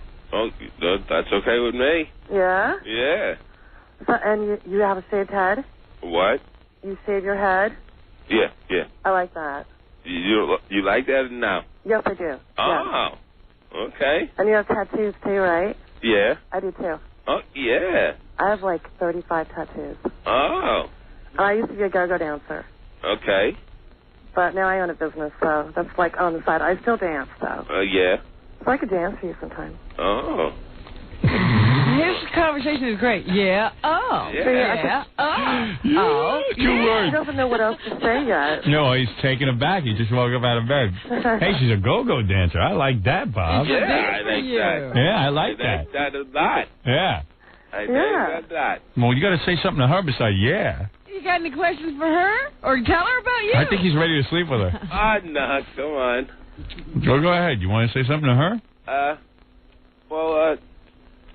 Tomorrow or tomorrow? No, Thursday. Thursday. Okay. Let me talk to Gary after this. Yeah. Because maybe next week would be better. Oh, come on. After he gets back. Let's strike while the iron's hot. Because I have to find somebody to work for me. So what? It's a big deal. Any idiot can sell clothes. Yeah, I'll find it. It's not like you're going to be here all day. It's early in the morning. Yeah, I mean, any idiot can sell clothes. I have to come all the way from Philly. Yeah, big deal. That's so far. No limo, but I'll get you a train fare. Ah, you suck. What do you mean I suck? What do you think I am, Rockefeller? Pretty close. I'll send a helicopter. How's that? All right. All right, we could get you probably some sort of car to drive you down. All right. Don't you think, Robin? Hey, Chiasano. Yeah, maybe Captain Jenks will bring her. Hey, Chiasano, make yourself useful. Jenks. Yeah, so why don't you have Captain Jenks drive you down? I could call him. He'll do it. He's a midget. Actually, I partied with him, and I was a little bit attracted to him because how short he was. He hit me right at my boobs, Right. Yeah. He punched you in the boobs? That's why I like midgets, because they're just the right size. Yeah, for what? Bowling? Figure it out. If she comes up with Jenks, she might hit it off with him. Right. Not be into crackhead Bob by the time Yeah. All right, so Gary, I'll put these two lovebirds on the phone. What? Tom has graciously agreed we could bring you up on Amtrak, and Tom will send, we can pay for a car from the station back and Does forth. Tom know who I am? Yeah, you're the woman we want to bring on the dial-a date. No, he already knows me.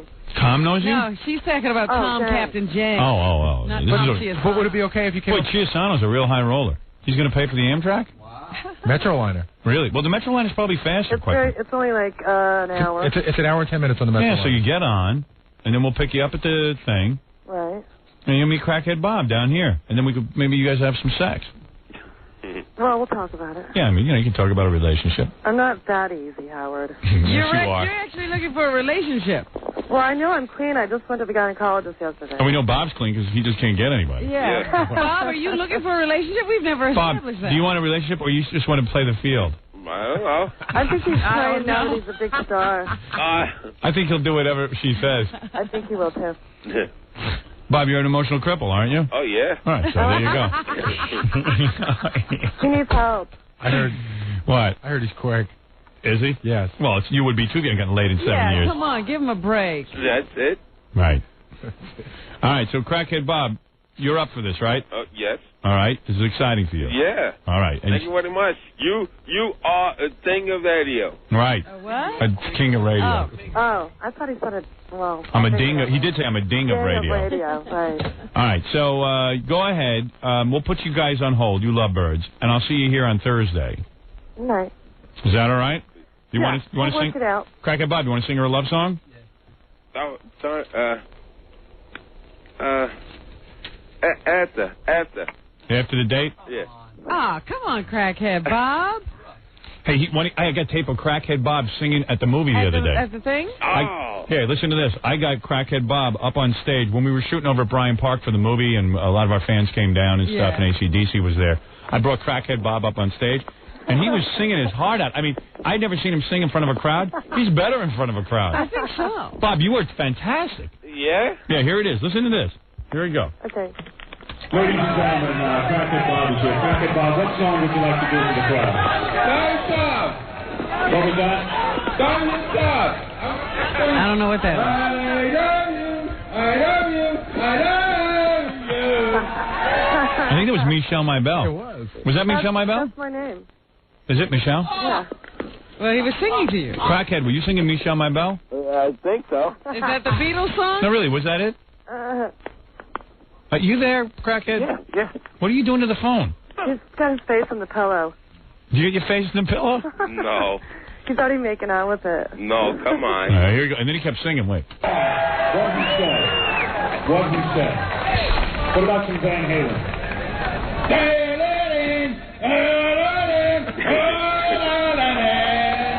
See, I love that. What was that? What was that? That was Van Halen? What was that, Crackhead? Darling,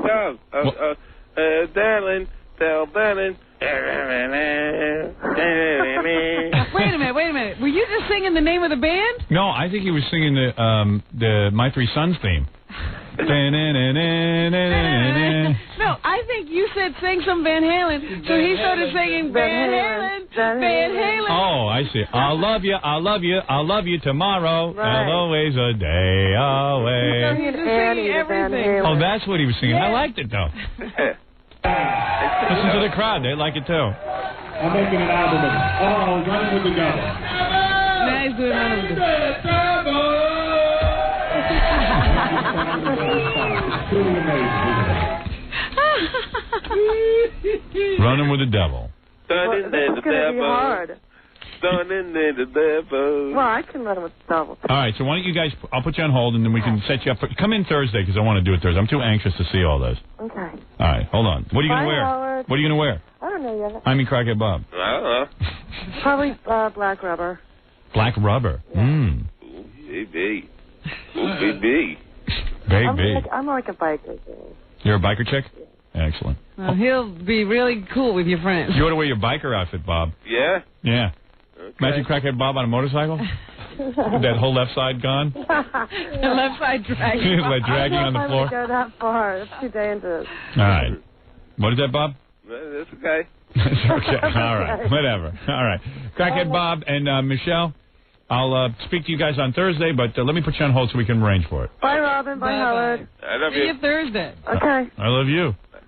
I love you. I love you. I think he was talking to me. That's Michelle and Crackhead Bob. We'll look forward to that on Thursday. It should be a lot of fun. Let me take a short break, Robin. We'll come back. We'll get the news going right after these words. More to come when the Howard Stern Show returns in a moment. 97.1, The Eagle. 8:43 at The Eagle. This is Brad Baxter. It's 8:47 at 97.1 The Eagle. Call Howard on the Eagles toll-free line, 1-800-54-STERN. Question for the gossip guy. Yeah, Francis, go ahead. Yes, I was wondering who's got a bigger penis, you or Howard Stern? Okay. Hey, stop that, right? Let's stop that call right there. Let me explain this to you folks. This is a call from a fan of this jock shock named Howard Stern. She's laughing, but I've never heard this Mr. Stern's program. I know nothing about him, his sidekick Robin Quivers, Stuttering John, Jackie the Joke Man Martling, Fred Norris, Ganji Gorilla, Billy West, Gary Delabate, or Gay Rich, who stops by occasionally. I've never heard any of them, but what I do know of them, I absolutely detest. Okay, when we come back, we're going to play Black Jeopardy and Lesbians Holiday.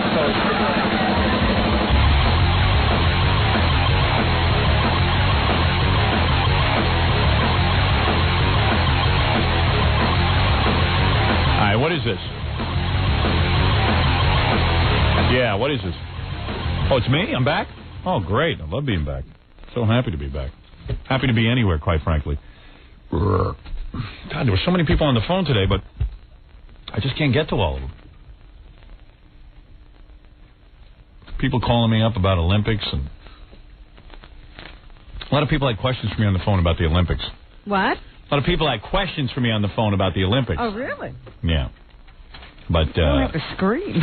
You know, there's so many people who call in here spotting you on your horse.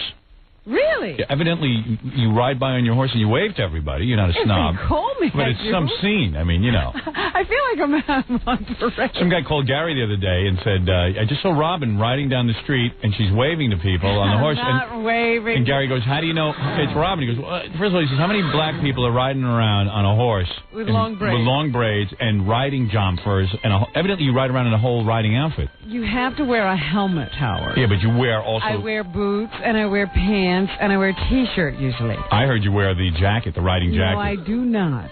Really? No. Why don't you just wear some jeans? Because you can't get on the horse in jeans. Really? Why? Because jeans are stiff. Don't cowboys wear jeans? They have to wear, break them in, I suppose, so that they... I'd wear pants. What's the difference? You wear very sheer pants on the horse. Sheer? Well, you wear like a stretch pant. They're tight, if that's what you mean. They're not sheer. I just think that the motion of the horse rubbing against your crotch is very, very... There's a lot of contact there because you just hardly wear pants. No, they're thick. I don't look that thick to me. You've never touched them. Okay. Say what you will. All day. All right. All day. All right. All day. It's okay. This is Debbie's been on. Debbie's been on since 6 o'clock. Wants to ask me a quick question about the Olympics. Go ahead, Debbie, real quick. Hey, how you doing, Howard? All right. I want to know if you heard about the other Black Olympic game that went on. What other Black Olympic game? Well, it was a relay race. It was to break in and rob the woman's house who was killed in the bombing. Yeah, we talked about that. Yes. Yeah. Yeah. It was, well, you know what? I thought, this is what I thought. I thought after they had the bombing at the Olympics, that coincidentally that the woman's house, the woman who was blown up, right. I thought that coincidentally she just happened to get robbed that night. No. Now people are telling me that they heard her name announced on the air that she had been blown up in the Olympics. That's what I felt. That is amazing to me. And I do believe it was a 17-year-old, black 17-year-old. You know, you got to say something, though. Homeboy. These criminals, I forget the issue that he's black right now. We'll get to that in a second. Okay.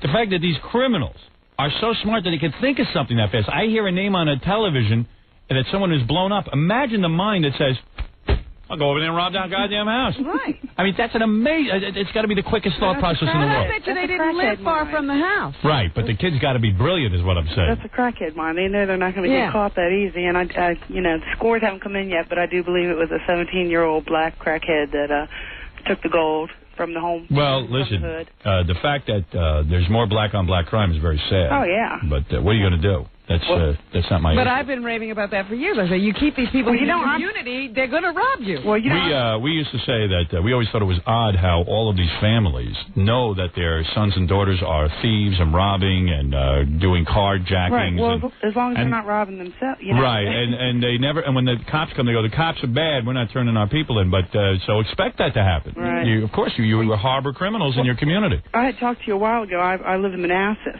And I don't know if you remember the woman calling 911. And the woman called her back because she said the niggers were coming into her home. Oh, yeah. Do you remember that? Yeah. It's gotten really bad out here. I mean... Was that 911 call? Help me, the niggers are coming into my house. The 911 operator called back and said that wasn't very nice. Yeah, can you imagine? I mean, are you sending people? Does that mean you're not going to send cops? Niggers are breaking. I want to spread something really quick. You should call them African Americans as they're breaking. You got to figure out that a lot of the 911 operators are black and they don't want to hear that the niggers are breaking into the house. Do you care at that point? Yeah. I mean, I don't really care what you're calling the marauders who are coming over the window. Oh, my God. Oh, that's an unbelievable story. That's funny. Real quick, I want to say, Robbie, you're a beautiful black woman. Thank you. Power to you. Thank you. You're welcome, Howard. Howard, I would give you oral sex like a dying queer. Well, thank you. And Fred, I was 33 when I went to bed last night. I am now 28. Thank you very much. Thank you, Debbie. Okay. Bye-bye. She's great. And quickly, this is Virginia. She has a question about the Olympics. Go ahead, Virginia. Hello, how you doing? Robin Howard. Hi. I want to go ahead and read a psychological profile that I've done on who I believe did the bombing at the Olympics and the TWA. Is his name Eric? Huh? Is his name Eric Norris? Well, let's guess after we hear the profile. All right, quickly, because I got to get to news and I got to go make a movie. I'm going to read it, so don't interrupt me. Go ahead. Okay. I would like to address the FBI and the media with a possibility concerning the recent bombing in Centennial Center at the Olympics. I have a very intuitive nature backed by an extensive study of the human psyche. Oh, shut up. You're killing me. You're killing me. Okay, I'll What's the profile? Okay, wait a minute. Let me get to it.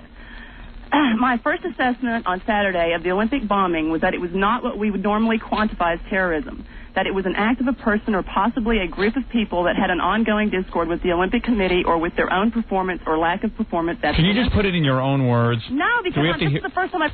All right, go read it on some other show. Call the FBI. Maybe they'll entertain you. I don't want to hear anybody reading on my show. First of all, reading is boring. Unless you're James Earl Jones and you got a kick-ass delivery, I don't want to hear it. Good evening. Good evening. I'm a new psychological profiler. If you had James Earl Jones read it, maybe it would have worked. Yeah, some guy's driving in his car. He's just trying to get to work. You don't want to hear some wacky broad just reading some things. And she just has an intuitive nature. Nobody's ever paid her to do this before. Now she's got a profile. Just a psychopath. All right, Robin, let's get to some news. Yesterday we had one of the Olympic... Olympic? I was about to go another way. And it came out all jumbled. Yeah, it happens to me all the time. We had one of the Olympic competitors on the phone. Yes, his name was Donnie. Scott, is it Donnie or Donnie? Scott Donnie. You're right. I forget. Donnie. Scott Donnie. Right. Well, you don't have to remember that name. He bombed out? He came in fourth. Ah, shucks. In the springboard. He didn't sound very motivated. I told you, it sounded weird to me when he said, I've already got a silver, so it's okay. Yeah. I said, if you're starting out the morning that way, right, I don't think you'll end up with a gold medal by that evening. No kidding. Did you watch him? I didn't get to see him because he came on late. That wasn't until after 10 or something that they had a springboard competition. Yeah, too bad. But the gold medal was won by one of those Chinese guys. I knew it. I told you. Yeah. The Chinese were diving like maniacs. We should get him on the phone tomorrow and ask him what the hell he did wrong. See how he's feeling. Yeah. You know, like, what's this going to mean now? Are you going back on the booze and the drugs? Hey, Gary, get Scott Donnie on the phone for tomorrow. Ask him how come he let the Chinese win. Chinese. He claimed he could dive just as well. Godless communists. But the Chinese beat him. Too bad. Well, there's an update for you. That's the guy we know. You know, I haven't moved my bowels in like 3 days. I wouldn't know that, Howard. Why would I know that? I'm telling you. I mean, seriously, I think it's because I spend all that time in the trailer and I'm not comfortable moving my bowels there. That could be it. I would never do that. Can you imagine? Oh, Jackie said he moved his bowels in the trailer, but But he would do it anyway. Yeah, right. He moved his bowels in the street. What? Totally understand, because I had to go so bad on Saturday, and I would not go in that trailer. Yeah. It's just it's uncomfortable and weird. And you don't want somebody walking in afterwards because the whole trailer stinks. It's going to reek. But you know what? And they always leave that little window open in there, like that's going to make a difference. Yeah. I got a little power fan in my trailer. So do I. Yeah, but it doesn't do anything. I don't believe it'll do anything. There's no comfort. I've done it once in there, and really, and it's not even complete. Well, see, what I think is that little thing you're doing it on, too, is very shallow. Yeah, sometimes you can't help it, but, I mean, it's like you got to go, but I, for the most part, will not go in there, and I haven't gone in 3 days. So I think I'm pretty backed up. I mean, if you get irritable. If you get up to a couple more days, you start to get into like a dangerous area. You start to have to go to the hospital. I might have to get a hycolonic. I'm you impacted. might have to do what? Remember the guy who put the hose? Yeah, and blew out his rectum. Yeah, no, really. I think after 5 is like a dangerous area. You know, it's 3 days, going on 3 days now. I haven't moved my bowels. And you don't feel like if you had to go right now, would you? I feel a little irritable. I do. I feel a little. Well, I hope you don't get what they call impacted. I hope I do. What would happen? Then they have to excavate. Manually? Now all of a sudden I feel like I have to go. No, because I know somebody who went 7 days. Really? And it was bad. How you think it would be totally embarrassing just to have to go to a doctor and show him your genitals? You never want that to happen. Really? To you, no. And they have to pull it out of you? Yeah. Really, with their hand? Yeah. Oh, there's a job. The king of all media, really up bad. On all fours. Yeah. We're going to pull something out of you right now to give him birth. Imagine you need so much help going to the bathroom. You don't want people living who. Yeah, I would have to have the doctor killed because I don't want him. I don't want to have the information out. Because he's going to be discussing that over dinner. Yeah, that sucks. What else is in the news, Robin? Since we're talking about the Olympics, we might as well talk about what's going on in Atlanta. Slowly but surely, the public is retaking Centennial Olympic Park in Atlanta. The gates open today to the public. That's where the bomb went off on the weekend. Mm-hmm. And people began filing in single file. Officials are trying to keep the flow controlled and steady, and they're hoping that a lot of people will show up today, actually, because they're going to hold a memorial service for the people who were killed or injured in the park over the weekend. Interesting. They say that they expected a lot of people to show up because they want, or they feel that Americans would want to show any attempted terrorists that we cannot be stopped. That we will continue to live our lives and be our usual free selves, no matter what they try to do. Well. Today, security is doubled, and officials have told visitors to be ready to have their bags checked on a random basis. So there you go. Yeah, it's weird. Atlanta's police chief says that she's satisfied the officers properly handled the 911 call, warning that a bomb was in Centennial Olympic Park. They seem to feel that the reaction time was slow.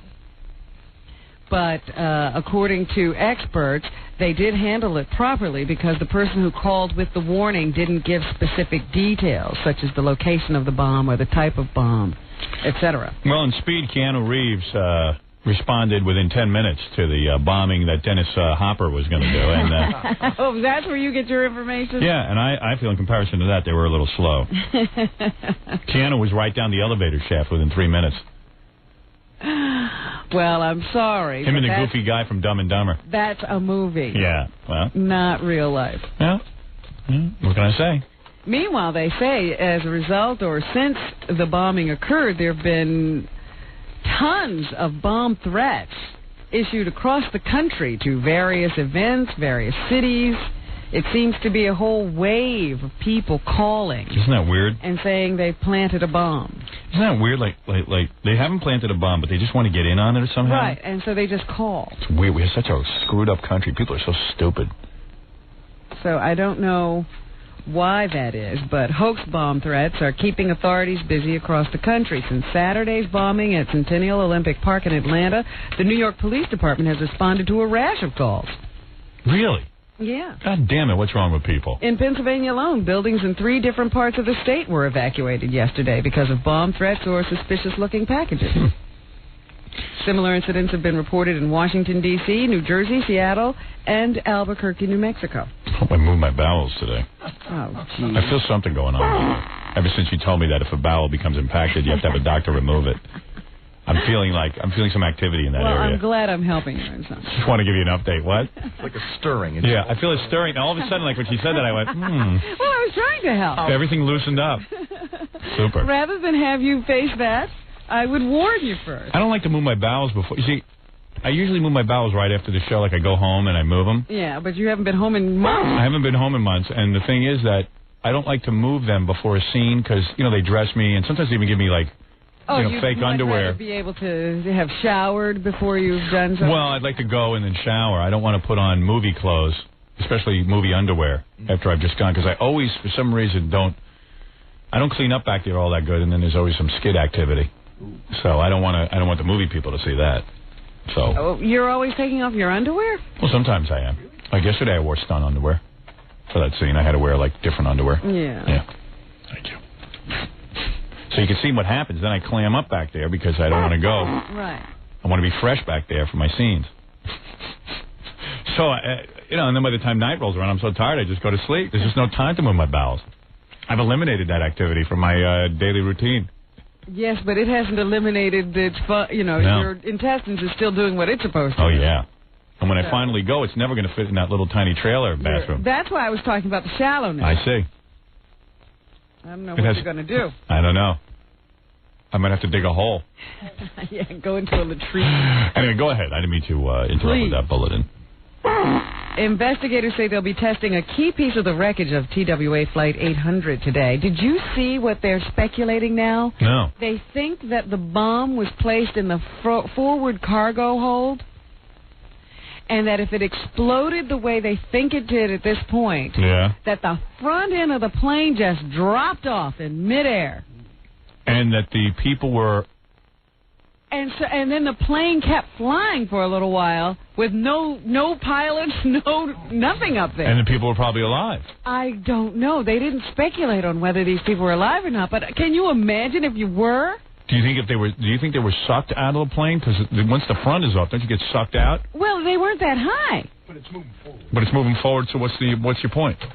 First of all, that the pressure wouldn't have been that great. Yeah, so you're saying that they were literally... Of all, they were moving forward. So what you're trying to paint is a picture of the people on the plane being... people right. sitting there looking at the front end of a plane disappear.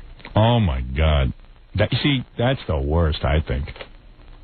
And you're saying they fell, they were conscious. Going there for a while, and then all of a sudden... there's nothing to keep them in the air. And they're alive on the way down. Oh, they got to catch the scumbag who did that. They gotta. And you know what? It does no good. We got to get rid of major countries now. I'm telling you, that was Arab activity. Trust me. Well, if you want to go back for a second to the Atlanta bombing, they are now saying they think it is a white male or males. I don't believe that. I know you don't believe it. I don't believe it. They think he may be a member of a militia group or a loner. They say they have a composite sketch. They're not completely sure about the composite sketch yet. They're still working on it, but they say they're getting tons and tons of wonderful, good, fresh leads every day. Really? And so they hope to bring this it only took culprit down pretty quickly. Only took 20 years to find a Unabomber. That was a bit different. Yeah, this will be real easy. They can't find anybody. What are you going to do? All I'm saying is... all these nudniks running around with video cameras, they don't got one picture of this creep. All I'm saying is they think that they have a lot of good information. America's funniest videos. A guy gets his nuts caught in a vice. 37 cameras on that. Or your pet falls into the toilet, so everybody's got a camera. Yeah. A guy blows up a building, no one can find a camera. But the point is that we don't know who blew up this plane, but they will be testing key pieces of the wreckage today for traces of explosives. Excellent. But they are more and more given to the theory that it was a bomb. Interesting, Robin. I just hate that idea. When I saw that last night, the front end just falling off. Wow. I thought, this was horrible. This was then of course they think the rest of the plane was taken by a fireball or something. So maybe they weren't alive, but the fire killed them. It's just horrible. Interesting. Just an awful scenario all the way around. Tommy Lasorda made it official yesterday. He is retiring. I thought you were going to say he blew up from eating so much. No. Went to the bathroom in the trailer. He made it official and went to the bathroom in a trailer. No, he is retiring as the manager of the Los Angeles Dodgers after 20 years on the job. Here is Tommy. Here is Tommy Lasorda retiring, I guess. I miss the players. I miss the competition. I miss wanting to beat the opposition. To me, there was nothing greater in life than to walk down the street with a smile on my face, knowing that I had just tasted the fruits of victory. Everything's taste with that guy. Very oral. Here's more. I was fascinated by his speech yesterday. I got to thinking about my little granddaughter, how I would like to be around when she goes to school. I like to spend time with my wife and my daughter and my son-in-law. And I felt that maybe it would be best for me to step down as manager. Doesn't sound like he really wants to do it. No, I think he was done. What guy do you know that age wants to spend time with his wife? I thought you'd have a problem. Yeah, I mean, let's just be honest. This is a lie, isn't it? I know when I retire I'm going to say that, but we're probably going to kill each other within a week. My wife's very happy when I'm being busy. Absolute lie. He doesn't want to do that. I cannot see my wife for 3 days. I call her on the phone and go, hey, honey, how you doing? She goes, okay, bye, that's it. Hangs up. Nah, no guy that age wants to go home. I know when my dad had to retire. My dad had to retire. He didn't want to retire. He had to retire? Yeah, because he had his recording studio, and the building was sold that he was in. An insurance company bought it, and they bought out his lease, and it was too expensive to start a new recording studio. He didn't have that kind of money, and it was over. So he had to go home and stare at my mother all day. And he wasn't happy about it. No. And my mother was like, why don't you look in the classroom? She wanted him to get a job? Yeah, anything. Get him out of the frigging house. Is he okay about it now? Yeah, I mean, he's in a coma now. He's an old man. He's 100. He's got 1 foot in the grave. You don't know what's going on anymore. No, I mean, did he discover that he liked it? Yeah, he likes it. He found a way. He every day he gets away for a couple of hours. Oh, he's found an escape. I think he goes to a whore or something. I don't know what he does, but he goes somewhere and he just hangs out. And, he can be alone. Yeah, and then but like TV and stuff, he has to watch with my mom. They have to watch the same shows, and that drives him nuts. And they argue about it because my mom doesn't like anything that's violent or is negative about the world. She likes little love stories all the time. Yeah, my mom is very spiritual and into TM and and she doesn't want anything negative in her home. So you can imagine what options there are. None. For them to watch. They watch public television. Family Channel. Yeah, and my dad wants to watch like Sylvester Stallone movies and see like car crashes and stuff. And he's not allowed to. I said, Dad, go upstairs in the bedroom and watch TV. You got another TV in the house. Well, your mother feels it's an activity we should do together. So I sit and watch what she says. Oh, she could be in the other room if I watch something negative, and she turns it off. And she is not even watching. They would never watch anything separately. No. My mother doesn't like that. So they only have one TV. Yeah, I told you, like, my sister and I used to have to watch the same TV show. My sister's 4 years older than me. She's a girl. Right. Was not interested in cartoons and monster movies like I was. Yeah, but back in that day and age, very few people had more than one. They had a second TV. Really? Yeah, they wouldn't let us watch. We had to watch together. I was like, why? It was stupid. My parents were dumb. Oh. They would just cause friction all the time. My sister and I got along fine, except over the TV. Mm-hmm. So instead of letting me go upstairs and watch TV in their bedroom, and plus my mother's so paranoid and obsessive compulsive that she didn't want me sitting on the bed and putting a crinkle in the bed watching her TV. She's a complete kook. She's nuts. So do you think this will happen to you, too? What? The same scenario. First of all, I have a TV in every room in my house. My kids have their own TVs. And you do watch things away from your wife. Away from my wife. I have a separate room I lock myself in where she can't get in, so I can watch whatever I want. I can watch gay porno if I want to. God damn, I don't want that. Hell, I've been with the same one since I'm 19. I better damn well watch TV by myself. Please, I don't know what my parents are thinking. Watching TV together. All right, calm down. My wife watches Friends. I'm not going to sit and watch that. It's not happening now. Don't get so upset. All right. Really, man. My mother is a complete psychopath. And don't sit on the bed and watch TV. I'll get a crease in my sheet. Ma, Does Tommy have anything else to say? No. Reliving every second. Yeah, I mean, come on. Got a nut of they. For me to get into the uniform again, as excitable how could he fit in a uniform again? as I am, I could not go down there and not be the way I've always been. Oh, all right, okay. So he can't be the way he's always been, so he better not go at all. Yeah, good. Give a young guy a job. Yeah, they said whoever's there now will continue throughout the rest of the season. Good. That's the end of an era. Too bad. They seem to have found the family of that boy I was telling you about yesterday. Yeah, the kid who was just abandoned? Abandoned in the Toys R Us. It turns out that his mother was in a relationship with a man, and he decided he couldn't take care of the both of them, the mother and the son. Right. So she, I guess, brought her son to New York, took him to a Toys R Us, and left him there. Yeah. Later, she returned to South Carolina where she lives, and she was telling the relatives there that he was living with his father's family. Yeah. And they said they didn't believe her, but they never reported their suspicions to police because she always had this excuse every time they showed up about where the boy was. So they seem to think they have now found his relatives. And it was a case of just being abandoned. His mother is a teenage mother. She had this young boy when she was 14 years old. So he's had a number of families over the course of time. He's lived in a number of places, so no wonder he couldn't tell anybody very much about himself. And he should be very well adjusted by the time he becomes an adult. They say he's a very polite and pleasant young man, but not real emotional. So. Yeah, devoid of emotion. Like fine. Yeah. There's someone else I know who's like that. Who? Eric. Polite but unemotional. I got to take a break here, right? Okay. Or do I? Maybe I can wait. No, I got to take a break. We'll be back with more news right after this. And we'll wrap it. You're listening to The Howard Stern Show. More after this. 97.1 The Eagle. You're listening to a man whose wife's nickname for him is the Mighty Inchworm.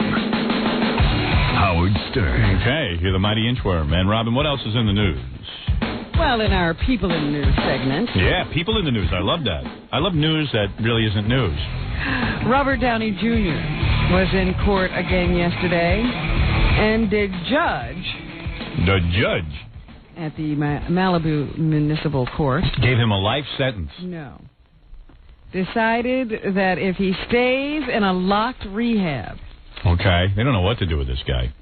With round-the-clock supervision, then he won't have to go to jail.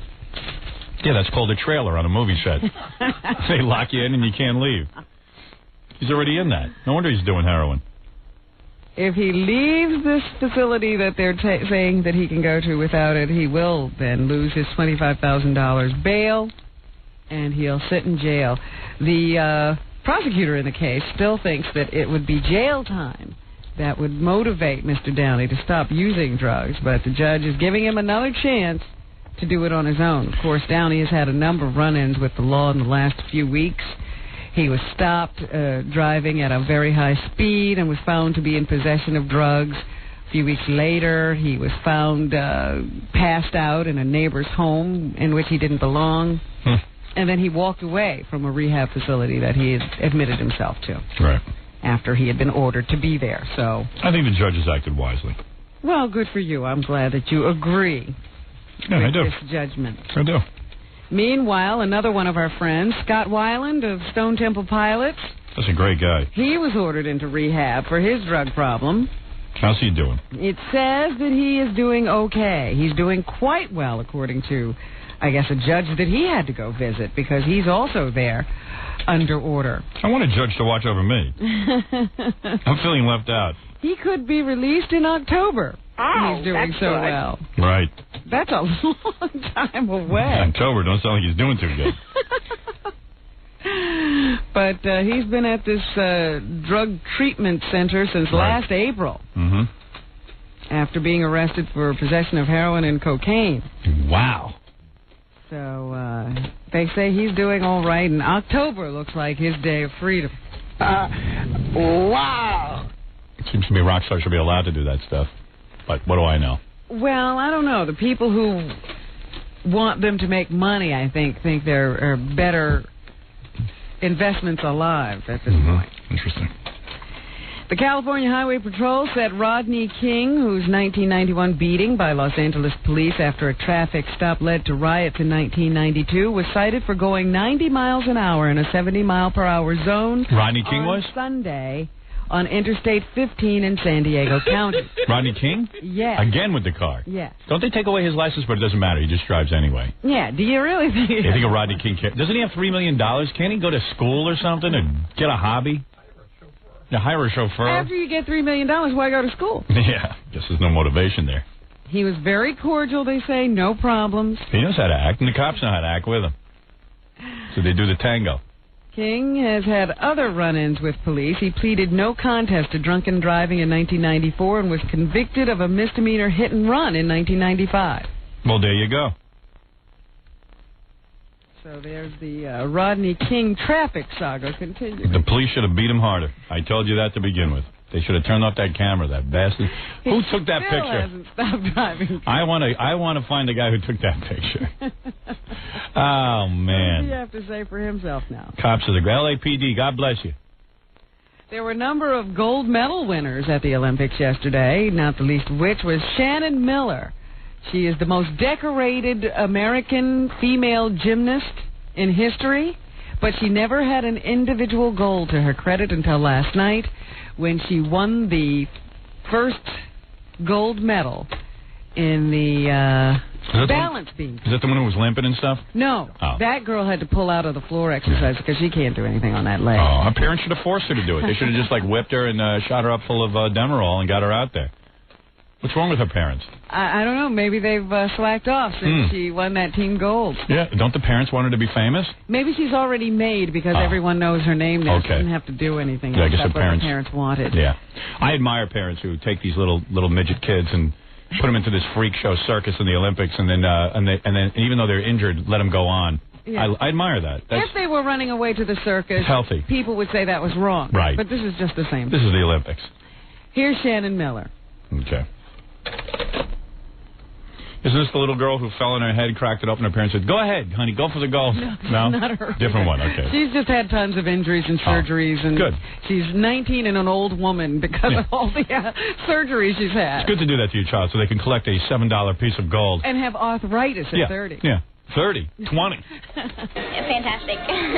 Anytime it's good to be the best at something, and that's what we all are out there working for, and it's great to finally achieve it. Sounds like a munchkin. I was going to say, every one of these girls sounds like they should be in The Wizard of Oz. Yeah, well, because their bodies are all screwed up. Yeah. All right, anyway. Michael Johnson also won, I think he won the 400 meter.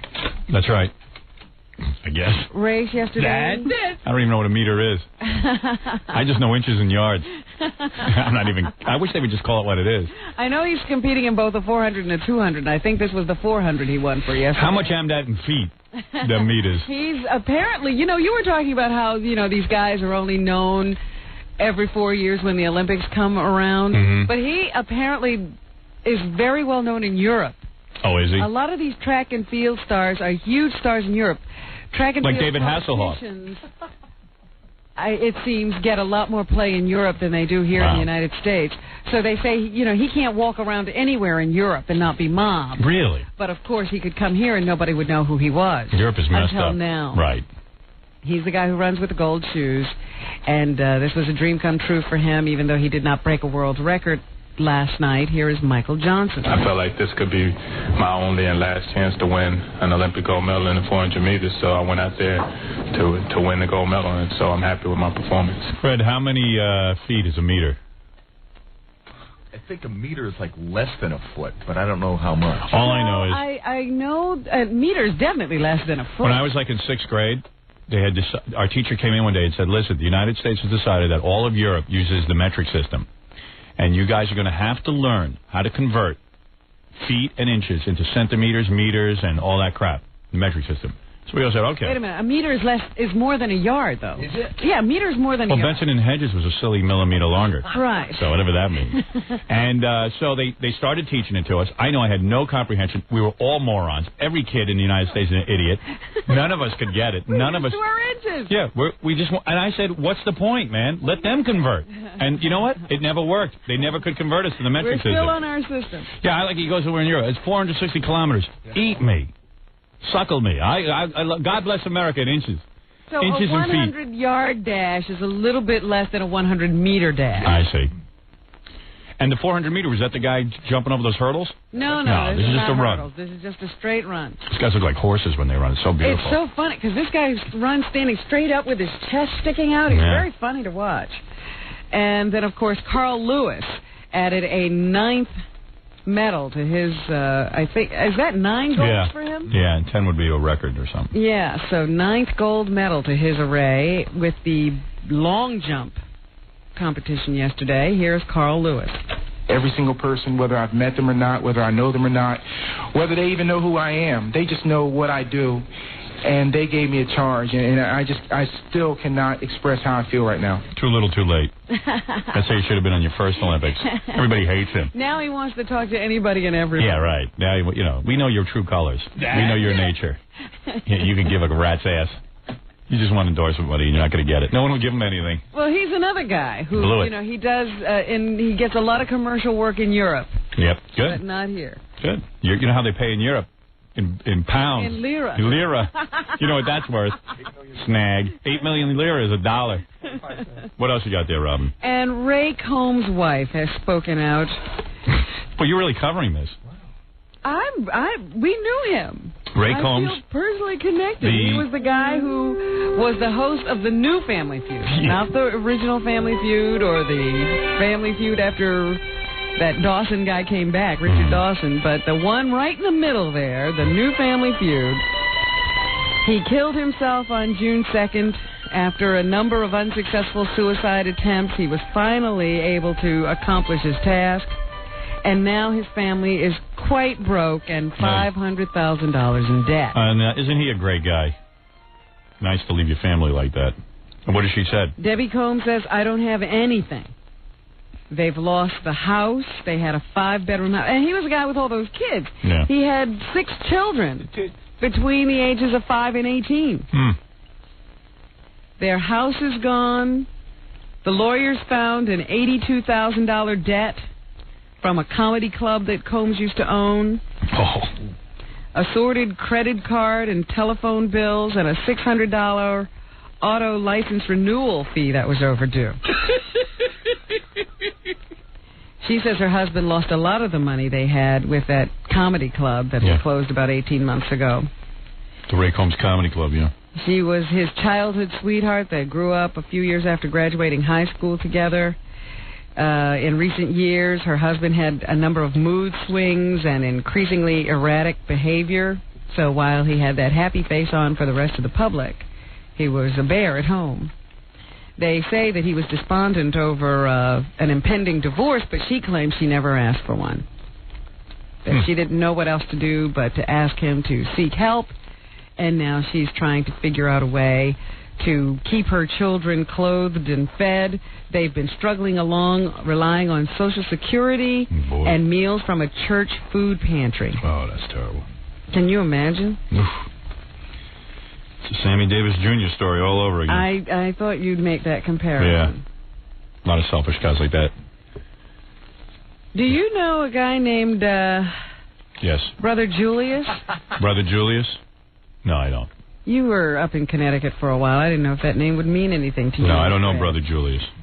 Apparently, this is a 71-year-old guy who back in the 70s moved to Connecticut from New Jersey and declared himself God, or the reincarnation of Jesus Christ. It's nothing. I did that in 1963. Declared myself God. Nobody believed it.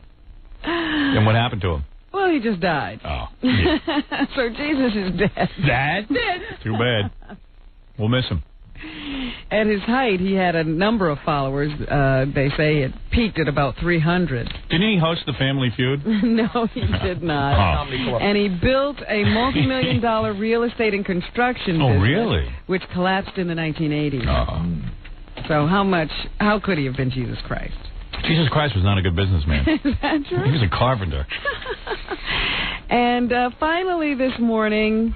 They say this woman fed her boyfriend's son a concoction of kitty litter, mayonnaise, and cigarette ashes before drowning him. Wonder why she did that. Now she's going to go to prison. You can go to prison for that? Yes. I didn't think people went to prison anymore.